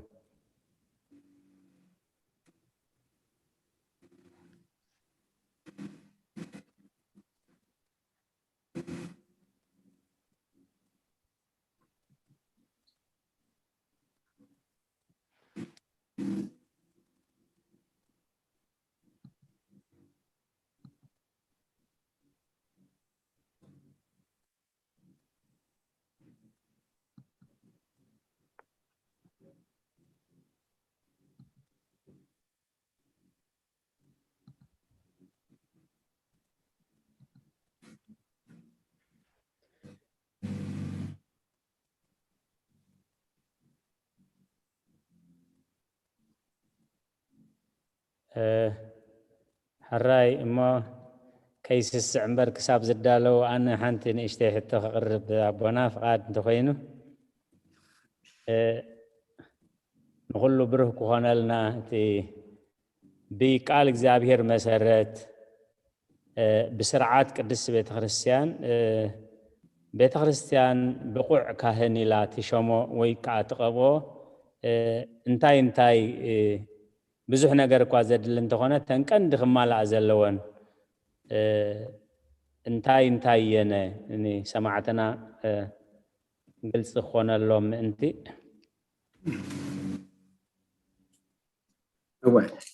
ብጣዕሚ ፅቡቅ ሕቶ እዩ ቀዳማይ ነገር እቲ ንክህነት ህፅቢግ ኮይኑ ዝቐርብ ሰብ ከም ዲያቆን ኮይኑ ኣብታ ቤተ ክርስቲያን ንንውሕ ዝበለ ግዜ ዘገልገለ ነታ ቤተ ክርስቲያን ኣዝዩ ዝፈልጣ ናይ ኣገልግሎቱን ተመክሮ ዘለዎ ክኸውን እኳ ኣቦትኡ እንተልዩ ኣብ መጽሓፍ ቅዱስ ኣብተን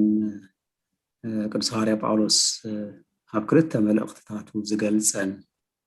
መስፈርትታት ግን ዳርጋ ተመሳሳልነት እኳ እንተሃለወን ካብአን ቁርብ ንምጥቃስ እንታይ ዝብላ እየን እቲ ካህን ወይ ድማ በእንግሊዝኛ ፕሬስባይተር ኢሉ ዝፅውዓ ፕሬስት ኣይኮነን ዝብል ፕሬስባይተር እዩ ዝብሎም ብቐዳምነት በቃ ሰብኣይ ሓንቲ ሰበይቲ ክኸውን ከም ዘለዎ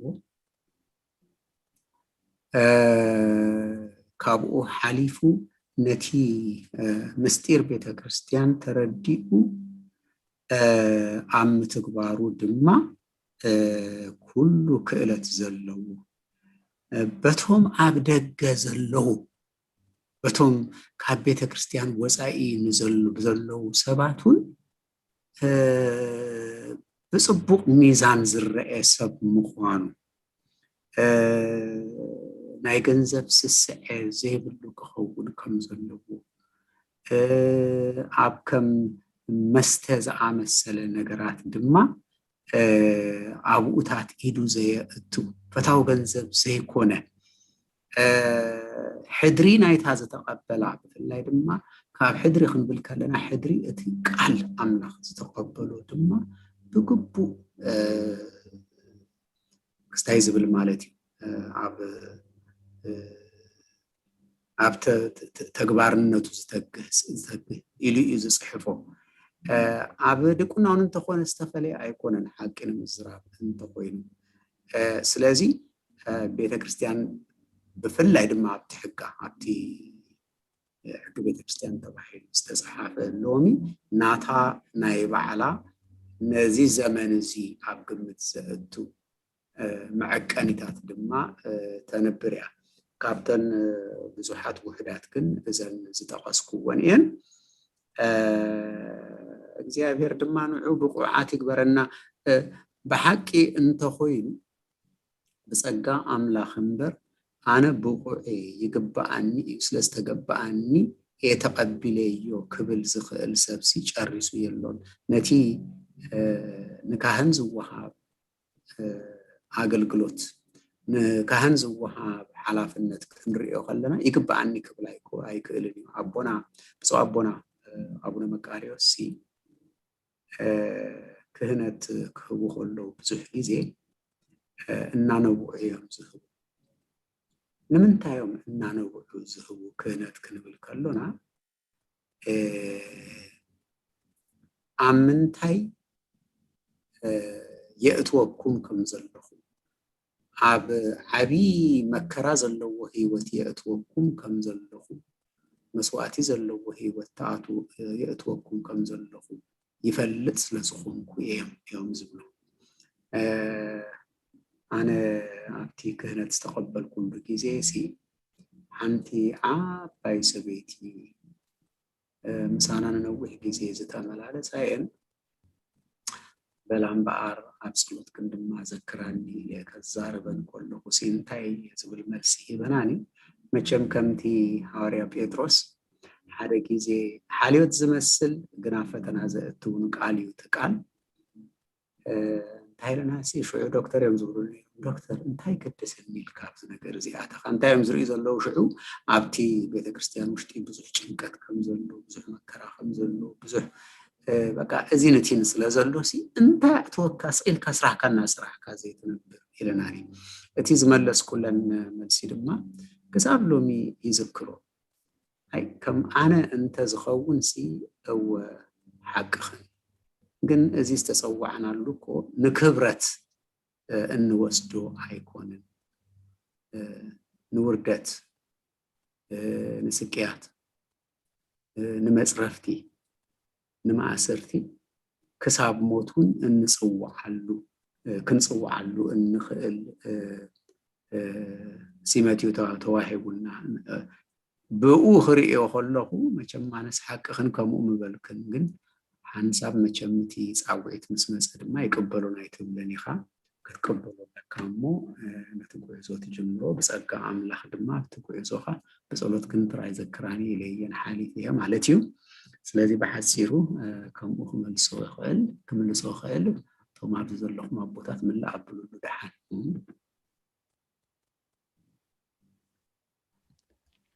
قال هوت يسمع لنا أبونا متعامي في الصوم زخنا مالسي ولا بيت كريستيان ملك عتات انتلوا جن عب قدمي أملاخ نزم عارك زي بقوع زخنا بس أواعيت زي كوين بقوع زخنا يلن بس أرجع أملاخ يتبل عباي نتبي يا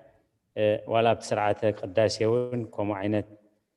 وليتني لهات جبرك زي سواء كان بعيد الوتي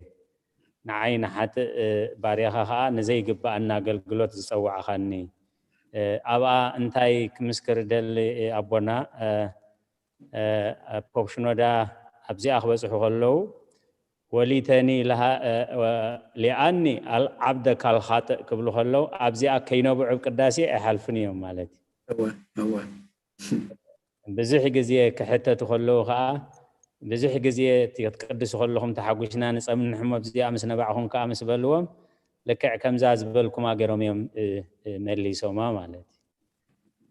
سلزي كل هنا تساتفت سبوا قرنا حزني هنكون تسفى أجبرت أنا يمود أتعملسي سلزي خبركم تساتفتنا كابر حقن كاب كربان أبزز لهم وهم تكاتات الوزل لهم جزية على النامو نتجزية كنت كمالو ناي جباء جزية نتحيزهم الناس أن عميق مستير زملكت كتحتو عدل على كلها ناس بأينا سبيتنا عبينا نأشتنا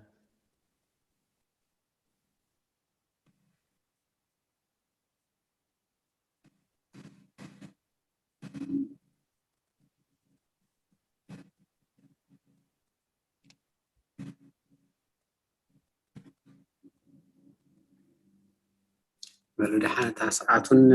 بسيحة مثلني أبونا مريكيتا كبرات أبوتات نعاي دخوم عقلقالي كابتوم حبيتي نتيزن عسكو أبزي كرميخم ترخيبي كندزي رزينن عمي خنزخوانة تمهرتي نخمهر سلاز عدمكمني أمسكنكم ناي بحاكي حانتيك تفلتو لي زدلي دبر سلام بيت كريستيان امين نعاي عزيز افكار بيت كريستيانيا بتعامي دم لومي ابزي تبصيحو زلونا خبصح እግዚአብሔር መንፈሱን ጸጋውን ዘዕዘዘልኩም ሲ ዮሐና ክብለኩም ደሊ ኩሉ ክብርን ኩሉ ምስጋናን ندخل زخل فقرو حاليوتو هيابات كل درت زي بلو أملاح نعو بتي عب إليزابيث كريستيان زرعاي الناس الناي نقرات نعو يخونو يبل مسكانا يقرب لنا بحكي زي زلو ناي لتعسرتو قلت زلو ورحي عبي بعال دمه እግዚአብሔር ዓወቱ የርየና ከምቲ ጎይታናን መድኃኒናን ኢየሱስ ክርስቶስ ዝበሎ ድማ ካልኡን ክትርእዩ ይኹም ዝበሎ ካልእውን ክንርኢ ተስፋ ንገብር ኣለና ስለዚ ንኣኻትኩም ኣብዚኣ መድረኽ ስለዝፀዋዕኩም እየ እናመስገንኩ ኣብ ጸሎትኩም ዘክሩኒ ይብል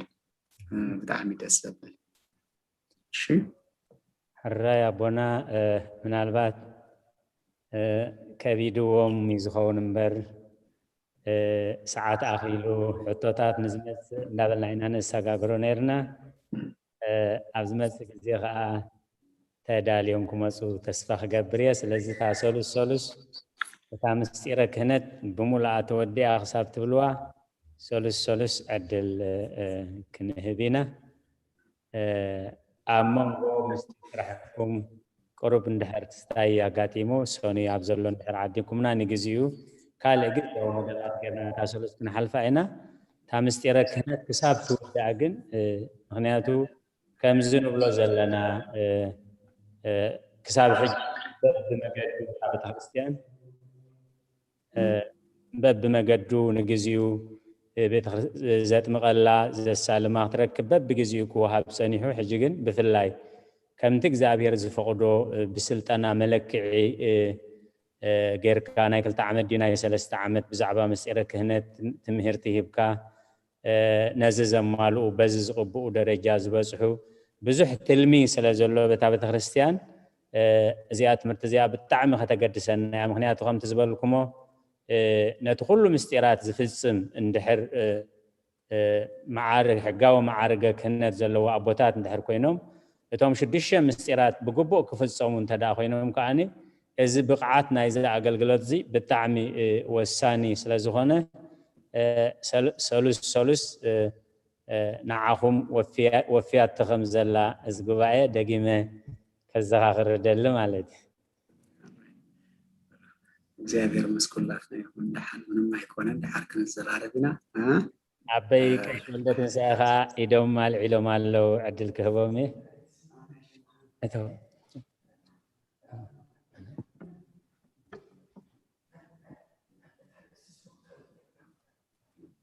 ሕራይ ዓበይ ቀይሕ ወልደ ትንሳኤ ይመፁ ኣለው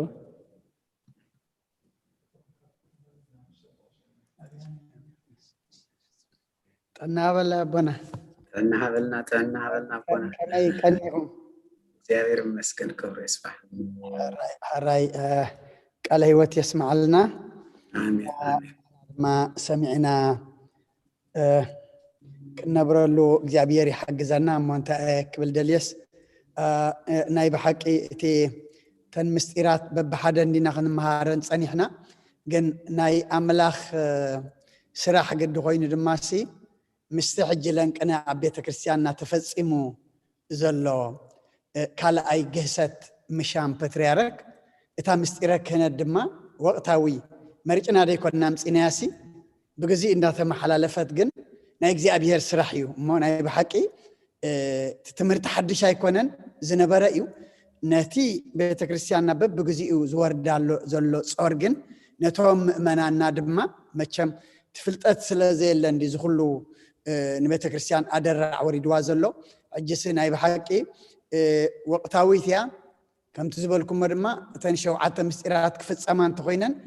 إذا مستيرة كانت كتقول له بزي بقى أسمع طرح وين ننكتر فامبري نرخبو صقابة كفت سماي كلانين صقاتها تري تفتس إيمان الكادمة تدحنا زبهالون يلا نمو نايب حق وقتاويت يامو مزي جهسات ترخيب زلو أبيت كريستياننا مسؤو الناس أتركم نتن تريفان زلوا سولس دما جابير كحجزكم حدرا قبل دليل ناي بحقي املاخ زدالو ورحاتي وجزيه الى انا زغمتو ወይ ድማ ዝقبلمو جابير مساخم يخون يغني لنا زمن اغلغلتكم بارخ ግን ምስታ ግዜ ተናጻጸረት ምስታ ቤተ ክርስቲያንና ተረኺባ ዘላስ ግዜያዊት ያ ኢለ እሞ ናይ በሐቂ እናመስገና ኢና آمين أبونا آمين أبونا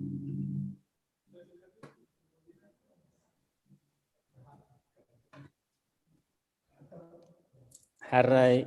تتعيسنا أنت كيدوم الناس سمعتنا درخت عسنا جميل لهم صحف لهم مخاف قد لهم دبنا حدا كلته حتى الراي زماي تكنيك حواتنا بنا فقيدهم الله وتروح تقرب تدخل لهم أنا كابي بعلي حسب واحد تياما أبونا قال هو تسمع لنا كتمهل خلهم سي أب توحدو باباسات معري وتعشمهم سمعهم مسيلوني تسلطانهم سي معري كلهم باباسات بجيجان ترديان تهونكو أرمون خلاتكم كم أنت خوينو جن بخميد قالوا نكابتن باباسات نحادة ناب باتريارك زبصحهم ويكاز دشيهم ويكاليك أنا باباسات زبحالو صبوح حتى أنا بحكي صبوح حتى بزح كيزي ون عبتي بيت كريستيان وشتي كلي لك باباس نديو كلي كمز نديو كلي ترى باباس نديو زبل زرباتات يسمعيو كن عبتي بيت كريستيان وشتي بمسرة سلطان كن رئيو خلنا سلسة سلطانات ينزل تي قدمي ناي باباس كلاي ناي كهنت بتاع سالسيتي ما ناي دياقون إذا أن سلستن دراسة متزلوا عبيد كريستيان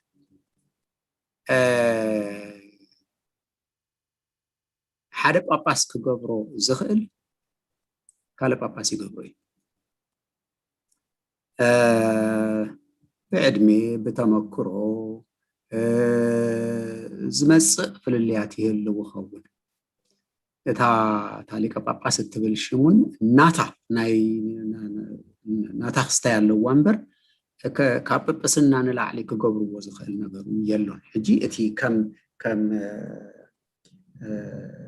سمة أبيات كريستيانات كم سمة أبيات كريستيانات كن نسنين فات عبزي انتاي سقط قبل يدلي مسلكم أمانغو أرثوذكس بيت كريستيانن كاثوليك بيت كريستيانن كم حدا عابي مفلالي وين سقربه انتاي يو توم ناي روما كاثوليكا بيت كريستيان باباس كابتوم كالوت باباسات كأززو وم زقبا صبلل زبالة معرق علوهم تباهيل إلى أتمر أرثوذكس بيت كريستيان كمو أتمر ما بالمار زقبر نقرات كهلو بناي كبري معرق وحاب فضلي حدا معرق باباسكن باباسيو እታት ወሃቦ ጳጳስ በመሆኑ ድማ ሁሉም ተአኪቦም ይደልዎ ምስበሉ ነሱ ዝገብራ አስተፈለየት ነገር እንታይ አመስለኩም እቲ ጉባኤ ካህናት ክፍጠር ኮሎ ናይታ ጉባኤ ፕሬዚደንት ይሱ ታ ፕሬዚደንት ትብልቃል አንተቦ ከም ዝገለጽ ኩል እንታይ ማለት እዩ ነታ ጉባኤ አብታ ጉባኤ ፕሪዛይድ ይገብር ፕሬዚደንት ይኸውን የአልያ ነታ ጉባኤ አላይ ናይታ ጉባኤ አላይ አተባሂድ ይጽዋዕ ማለት እዩ ብኡ ምክንያት ዝወሃቦ ክብረት አሉ ካፕተን ሰለስተ ሲመታት ቤተ ክርስቲያን ግን ወጻኢ አይኮነን ስለዚህ ንዕኡ አብ ግምት ዘእተወ እዩ ሁላትና ድማ ክንዝግንዘቦ ዘለና እንታይ መስለኩም ንሕናን ናይ ሮማ ካቶሊካዊት ቤተ ክርስቲያን ሓደ እንፈላለየሉ ካብ ቅድም ጀሚሩ እየዝብለኩም እተን ናይ ኦርቶዶክስ አብያተ ክርስቲያናት ምስ ካቶሊካዊት ቤተ ክርስቲያን ከይተፈላለየና ከለና ሓንቲ ቤተ ክርስቲያን ከለና ኩለን ጳጳሳት ኣብ ትሕቲ ናይ ሮማ ሊቀ ጳጳስ ክኾና ኣለወን ምስተባሃለ ኖ ኦርቶዶክስ ቤተ ክርስቲያን ከምኡ ኣይትምህርን እያ ኩለን ማዕርነት እዮም ንሱ ግን ናይ ክብሪ ቦታ ይወሃቡ ኣብ ዝብል ኣይተሰማሙን ማለት እዩ كسب لومي ون عم علبيا زي رخبت حتى عملتي سلازي نقول لحتنا نخنصم علومي كور حزب لنا نجارات كخول يقولون إذانا تاسيمات قلنا باباس سيمات كلهم باباسات باتريارك النت ነብሱ ዝኸዓለ ሓደ ጳጳስ ዝወሃቡ መዝነት እዩ ግን ካብተን the holy orders ዝበሃል ሓንቲ ግን ኣይኮነትን ኣብታ ናይ ጳጳስ እትብል ካብተን holy orders ወይ ድማ ምስጢረ ክህነት ዝበሃላ ኣብኣ እትጠቃለል እያ ንሳ ማለት እዩ ራእይዎ ሕሰብዎ እሞ ኣብ ቤተ ክርስቲያንና ውሽጢ ሕጂ ሓደ ዓቢ ጉዳይ ተፈጢሩ ዘሎ እንታይ እዩ ሕጊ ቤተ ክርስቲያን እንታይ እዩ ዝብለና ሓደ ብኸምኡ ተሓሪ ኣብቲ መንበር ዝተቐመጠ ሰብ ብሂወቱ እንከሎ ብሂወቱ ድማ ሃልዩ ምስ ሙሉእ ጥዕናኡ ምንም ዝኽሰሰሉ ናይ ጌጋ ትምህርቲ ዘይብሉ ህፀፅ ናይ ትምህርቲ ዘይብሉ ምስ ሙሉእ ኣእምሩኡ ሓደ ሰብ ኮሎ ከውርዶ ኣይክእልን ዝብል ሕጊ ኣሎ ቤተ ክርስቲያንና ነቲ ናይ ቤተ ክርስቲያንና ኣዝዩ ኣገዳሲ ዝገብሮ ኣዝዩ ዘሕዝን ዝገብሮ ድማ ነዚ ኩሉ ዕሽሽ ኢልካ ሓሊፍካ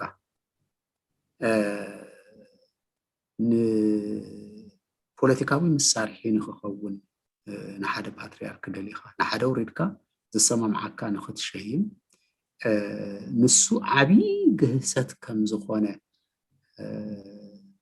ቤተ ክርስቲያን ህዝበ ክርስቲያን ተረዲእዎ እዩ ድማ ዝቃለሰሉ ዘሎ ነዚ ጉዳይ እዚ ስለዚ ብኸመኣ ገይረ ክምልስ ይኽእል ማለት እዩ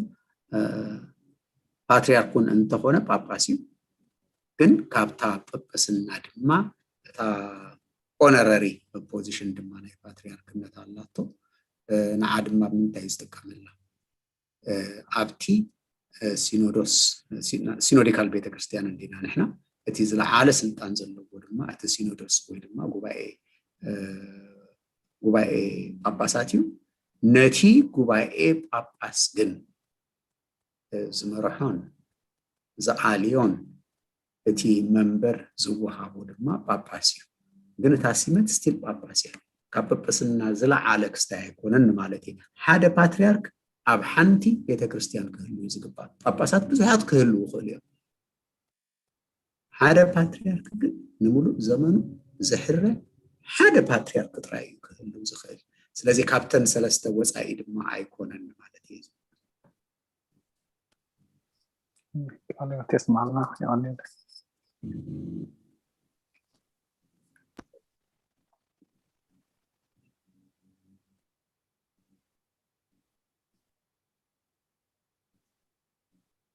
በሉ ሓንቲ ሓላፍነት ትጽበየኒ ሰዓታ ዝሓለፈት ጉዳይ ኣላትን እሞ ከም እንደገና ኣብዚ ስለ ዝዓደምኩም ሙሉእ ምስጋናይ የቐርብ ዓቢ ክብረት ይኹን ንዓይ ሂብኩምኒ ዘይግባኣኒ እግዚአብሔር ምስ ኩላትና ይኹን እግዚአብሔር ቤተ ክርስቲያንኩም ኣገልግሎትኩም ኣብኡ ዘለው ኣቦታትኩም ድማ ነዲያቆናትኩም ምእመናትኩም ኩሉ ይባርኸልኩም ክብለኩም ደሊ እግዚአብሔር ምስ ኩላትና ይኹን ባረኩም ኣለኹ ሕጂ አሜን አሜን ኣቦና ሓጎስና ወሰን የብሉን አሜን አሜን ሕራይ ጉባኤና እዛም ኣቦና ኣበይ ቀሺ ወልደ ትንሳኤ ቃለ ማዕዳን ሂቦም ብጸሎት ከዓጽውልና ኣብደ ምህረት ብኽብሪ ይዕድም ኣቦና ከዓ ዝኾነ ዝተዳለወ ሕቶ ሓደ ክልተ ሕቶ እንተሎ ተቐበሉ ይብሎ ግን ይረአየኒ የሎ ስለዚ ኣቦና ኣበይ ቀሺ ወልደ ትንሳኤ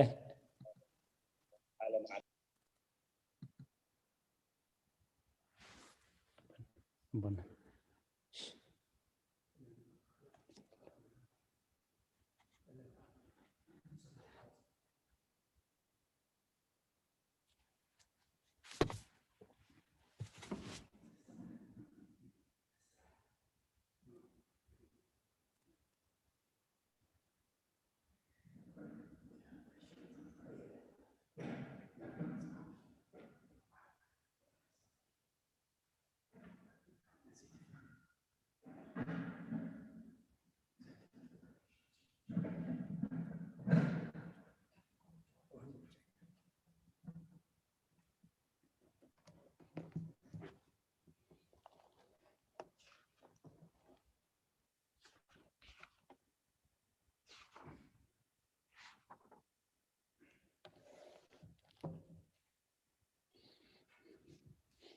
راي كما يوعلكم كما يكنيكم دقيمة نبنا أبي كشات ناتيوس قال هوت يسمع لنا زمن أقلقلتهم لما يبارخ كلنا كنكاتاتل زيت أنحنا دما كهنات كساب كندي كبر مخانو كهنات كساب كندي أقل قلت እግዚአብሔር من ፍጻም قد كم زلوو كنردا እተን ሸውዓተ ምስጢራት ንብለን ታ ሸውዓይቲ ምስጢረ ክህነት ኮይና እተን ሽድሽተ ካልኦት ግን ብመንየን ዝፍጸማ እንተዳኢልና ብካህንየን ዝፍጸማ እሞ ነተን ምስጢራት ድሕነትና ዝፍጽሙ ካህናት አገልገልቲ ከበናው እንታ ክንገብር ይግባአና ክንጽሊ ይግባአና ነቶም ክህነት ዘለና ሓላፍነት ተቀበልና ድማ بقبو كم سرعة بيت كريستيان كم حق بيت كريستيان نخنتنا ناي كريستوس بارايو نهزبنا دما بحق خنا قلقلو دما نعانا دما خصولي لنا دما يقبا مخنياتو مريحنت قليل ايكونن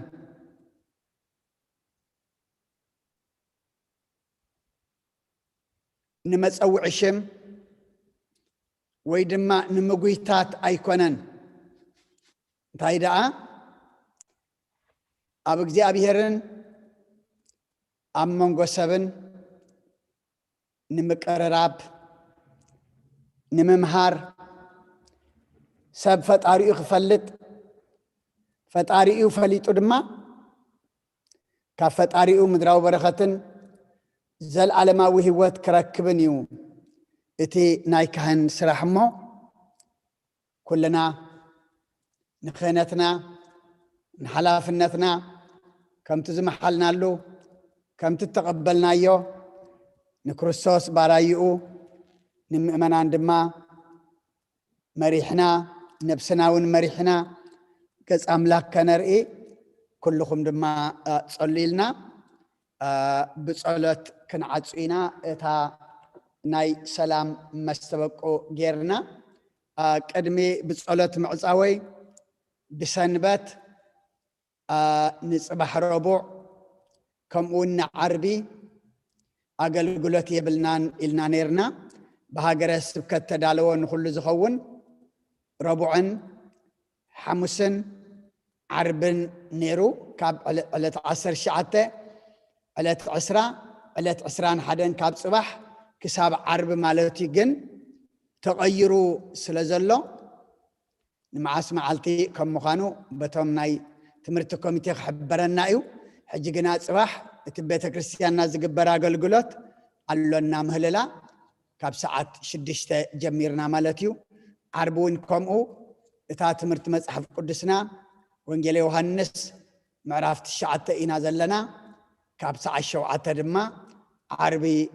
كن كلونا إمو زتغير يلن نايت بحسب دما يقبرنا እግዚአብሔር بسم اب ومنفس قدوس هذا املاك امين من سلام زصلى ጸሎት كم بحدش كلن زح እግዚአብሔር اب ጎይታናን መድሐናን ኢየሱስ ክርስቶስ من سلام زحنت اللي كل زغنت قدس بيت كريستيان لمنا لنا قبل الحزب مؤمنان بزح سلام كهب نقول سلام سلطان زلو እግዚአብሔር املاكنا ايو من سلام صليو ونقول እግዚአብሔር نلمنا كان مالكنا لنا ونقول سلام هبنا كل يبكانا اخم او እግዚአብሔር اطرينا صقاغاو نفسلنا بجك خان فلت بعد املاك بلنا ቅዱስ ስምካ ንሰምን ንፅውዕን ኣለና ኣብ ሰማያት ዘለኻ ንስኻ ሰላም ከዓብ ነፍሲ ኩልና ኣሕድር ኣብዚ ዓለም እዚ ምንባርና ብሰላም ሓሉ ንኩሎም መራሕትን ሰበስልጣንን እውን ብቅዱስ ስምካ ሰላም ሃቦም ኣብ ዙርያናን ዘሎ መካይንቲ ኣዛብካ ምክርሃብ ኣብ ምእታውናን ምውፃእናን ዘሎ ጉራውትናን ብኩሉ ሰላም ሓልዎም ብህዱእን ብቕኖን ህይወት ክንነብርን ብኩሉ ሰናይ ኣምልኾ ድማ ንዓኻ ንእግዚኣብሔር ብምፍራሕ ብሕያውነት ክንርከብን ብክርስቶስ ምስኡንስ መንፈስ ቅዱስን ምስጋናን ፅንዓትን ብኡ ዘለካ ለሙን ኩሉ ሰዓን ንዘለዓለም ዓለም ኣሚን። ቅዱስ እግዚአብሔር ኣምላኽና ስለዛ ሰዓት እዚኣን ስለዛ መዓልቲ እዚኣን ንመስግነካ ስኻ ኢኻ ኣብካና እሞ ተመስገን ንብለካ ኣብ ቤትካ ኮይና ኣብ በቤትና ኮይና ድማ ጸሎት ጸሊና ምሳኻ ተዛሪብና ስኻ ሰምዓና ሕጂ ክትዛረበና ፀናሕኻ ድማ ንሕና ክንሰምዕ ድማ ናይ መንፈስ ኣእዛንና ክፈተልና ሰሚዕና ክንዓቁር ሰሚዕና ክንነብረሉ ሰሚዕና ንክብርኻ ደው ክንብለሉ ሰሚዕና ድማ ናብ ሰማይ ክንጥምተሉ ድማ ንስኻ ሓግዘና ከምዚ ንዓና ሂብካና ዘለኻ ብተፈላለዩ ኣቦታት ጌርካ ትምህረና ትመርሓና ትምዕደና ተፍልጠና ዘለኻ ድማ ብዙሓት ከምዚ ንሕና ረኺብናዮ ዘለና ዘይብሎም ክትበልና ንልምነካ ንሕና ድማ ነቲ ንረኽቦ ዘለና ኣቕሊልና ዘይኮናስ ኣኽቢርና ርኢና ድማ መጀመርያ ንኽብርኻ ንዓና ድማ መገዲ ድሕነት ክንጥቀመሉ እስኻ ሓግዘና ሰላም ኣውዒልካ እናእኻ ንመስግነካ ሰላም ድማ ክትሕድረና ንምዕቆበካ እዚ ኣብ ሃገርናን ኣብ ከባቢናን ዘሎ ውግእን ወረብ ውግእን ብርሰትን ዕንወትን ኩሉ ሕማቕ ነገርን ድማ እስኻ ኣቁረልና ይኣኽለኩም በለና ነቲ ደም ዘፍስስ ዲያብሎስ ይኣክል በለልና ትሕቲ መዓሙቕ የእትወልና ተበተነ ዝእከበሉ ሰላምን ህድኣትን ዝርከበሉ ግዜ ግበረልና ቅዱስ እግዚአብሔር ኣምላኽና እዚ ኣብ ቤተ ክርስቲያና ወሪድ ዘሎ ዓመፅን ግህሰትን እውን ቤትካ ስጋኻ ዝቆረስካላ ደምሳ ዘፍሰስካላ እስኻ ኢኻ ዋጋ ከፊልካላ እሞ ሕጂ ድማ ናባኻ ንሓድገሎና ጥዑያት ጓሶት ናባኻ ዘጠምቱ ምስ ህዝቦም ዝሓዝኑ ምስ ህዝቦም ዝበኽዩ ፍትሒ ጎደለ ድኻ ተበደለ ኢሎም እግዚአብሔር ኣምላኽና ኣብ ቅድሚ መራሕቲ ዝዓለም እዚኣ ብትብዓት ደው ዝብሉ ኣቦታት ክትበና ንልምነካ ኣለና ብመራሕቲ ዓለም ዝምርሑ ዘይኮኑስ እንታይ ደኣ ነቶም መራሕቲ ዓለም ናባኻ ገጾም ዝመርሑ ኣቦታት ክትበና ሕጂ እውን ንልምነካ ነቦና ቅዱስ እንጠንየስ ድማ ብህይወት ብጥዕና ዓቅበልና ብናይ ኣዴና ቅድስት ድንግል ማርያም ኣማላድነት ብናይ መላእክቲ ተራዳእነት ብናይ ነቢያትን ሃዋርያትን ጻድቃንን ሰማዕታትን ጸሎት ኣይትፈለየና ከምቲ ሃዋርያት ዝመሃርካዮም ኣብ ሰማያት ትነብር ኣቦና እናበልና ንፅዋዓካ ኣለና ስምካ ይቀደስ መንግስትኻ ትምጻእ ፍቃድካ ከምቲ ኣብ ሰማይ ከምኡ ድማ ኣብ ምድሪ ይኹን ዕለት እንጀራና ለማህበና ንሕናን ዝበደሉና በደሎም ከም ዝሓደግናሎም በደልና ንኣበሳና እንደገልና ካብ ክፉእ ኣድሕነና እምበር ኣብ ፈተና ኣይተእትወና መንግስትን ሓይልን ክብርን ንዘለኣለም ናትካ ኢማ ኣሜን ወእግዝእትየ ማርያም ብናይ ቅዱስ ገብርኤል መልኣክ ሰላምታ ሰላም ለክሎ ብሕልና ኸደንግል ኢኺ ብስጋኹ ድንግል ኢኺ ወደ እግዚኣብሔር ፀባኦት ጎይታ ሰራዊት ሰላም ለክሎ እስኺ ከዓ ንስ ብርኽቲ ኢኺ ፍረከ ርስኹም ርኺቡ ወመልእተ ጸጋ እግዚኣብሔር ምሳኺ እዩ ወፍስቲ ደስ ይበልኪ ሓጢኣትና ክሰርየልና ነፍቲ ወድኺ ኢየሱስ ክርስቶስ ምእንታና ምሕረት ለምንልና ኣሜን ይፍታሕ ወይ ስረይ እግዚእነ አምላክን ወዳነ ኢየሱስ ክርስቶስ ጋኒ ገጋና ሰራያት ያደምሳት ያበሳ ወልድ ለብሩ ከሳተ ብርሃን አንቱማ በየቀናት ወይ ዲያቆናት ጥሩን ሳድጎ ጻናት በበስምክሙ ኩኑ ፍታኖን ጻህነ ይረስየን ስኩሏን ስሜት ዚዮ ማሃረነ ክርስቶስ መልዓ 12 ዚዮ ማሃረነ ክርስቶስ ዚዮ ማሃረነ ክርስቶስ ዚዮ ማሃረነ ክርስቶስ ዚዮ ማሃረነ ክርስቶስ ዚዮ ማሃረነ ክርስቶስ ዚዮ ማሃረነ ክርስቶስ ዚዮ ማሃረነ ክርስቶስ ዚዮ ማሃረነ ክርስቶስ ዚዮ ማሃረነ ክርስቶስ ዚዮ ማሃረነ ክርስቶስ ዚዮ ማሃረነ ክርስቶስ ዚዮ ማሃረነ ክርስቶስ ብዝሓለፈ መሓረና ብዝመጽእ ድማ ሓልወና አፉ ለመንፈስ ቅዱስ በእንተ እግዝእትነ ማርያም መሐረነ ክርስቶስ መልአ 12 በእንተ እግዝእትነ ማርያም መሐረነ ክርስቶስ በእንተ እግዝእትነ ማርያም መሐረነ ክርስቶስ በእንተ እግዝእትነ ማርያም መሐረነ ክርስቶስ በእንተ እግዝእትነ ማርያም መሐረነ ክርስቶስ በእንተ እግዝእትነ ማርያም መሐረነ ክርስቶስ በእንተ እግዝእትነ ማርያም መሐረነ ክርስቶስ በእንተ እግዝእትነ ማርያም መሐረነ ክርስቶስ በእንተ እግዝእትነ ማርያም መሐረነ ክርስቶስ በእንተ እግዝእትነ ማርያም መሐረነ ክርስቶስ በእንተ እግዝእትነ ማርያም መሐረነ ክርስቶስ በእንተ እግዝእትነ ማርያም መሐረነ ክርስቶስ በእንተ እግዝእትነ ማርያም መሐረነ ክርስቶስ ጸጋ ጎይታና ኢየሱስ ክርስቶስን ፍቅሪ እግዚአብሔር አቦን ሕብረት መንፈስ ቅዱስን ምሳይን ምስ ኩልኹምን ይኹን ስለ ኩሉ እግዚአብሔር አምላኽና ምስጋና ይብፅሐዮ ናይ ጽባሕ ሰባት ግበረና ጽባሕ ኣመህለላ ኣብ ሰዓት እዚ ንኹልና ብሂወት ዓቂቡ የራኽበና ብሩኽ ልምዓት ከም ዘውዓለ ሰላማዊት ለይቲ ድማ ሓድረልና ብሩኽ ለይቲ ግበረልኩም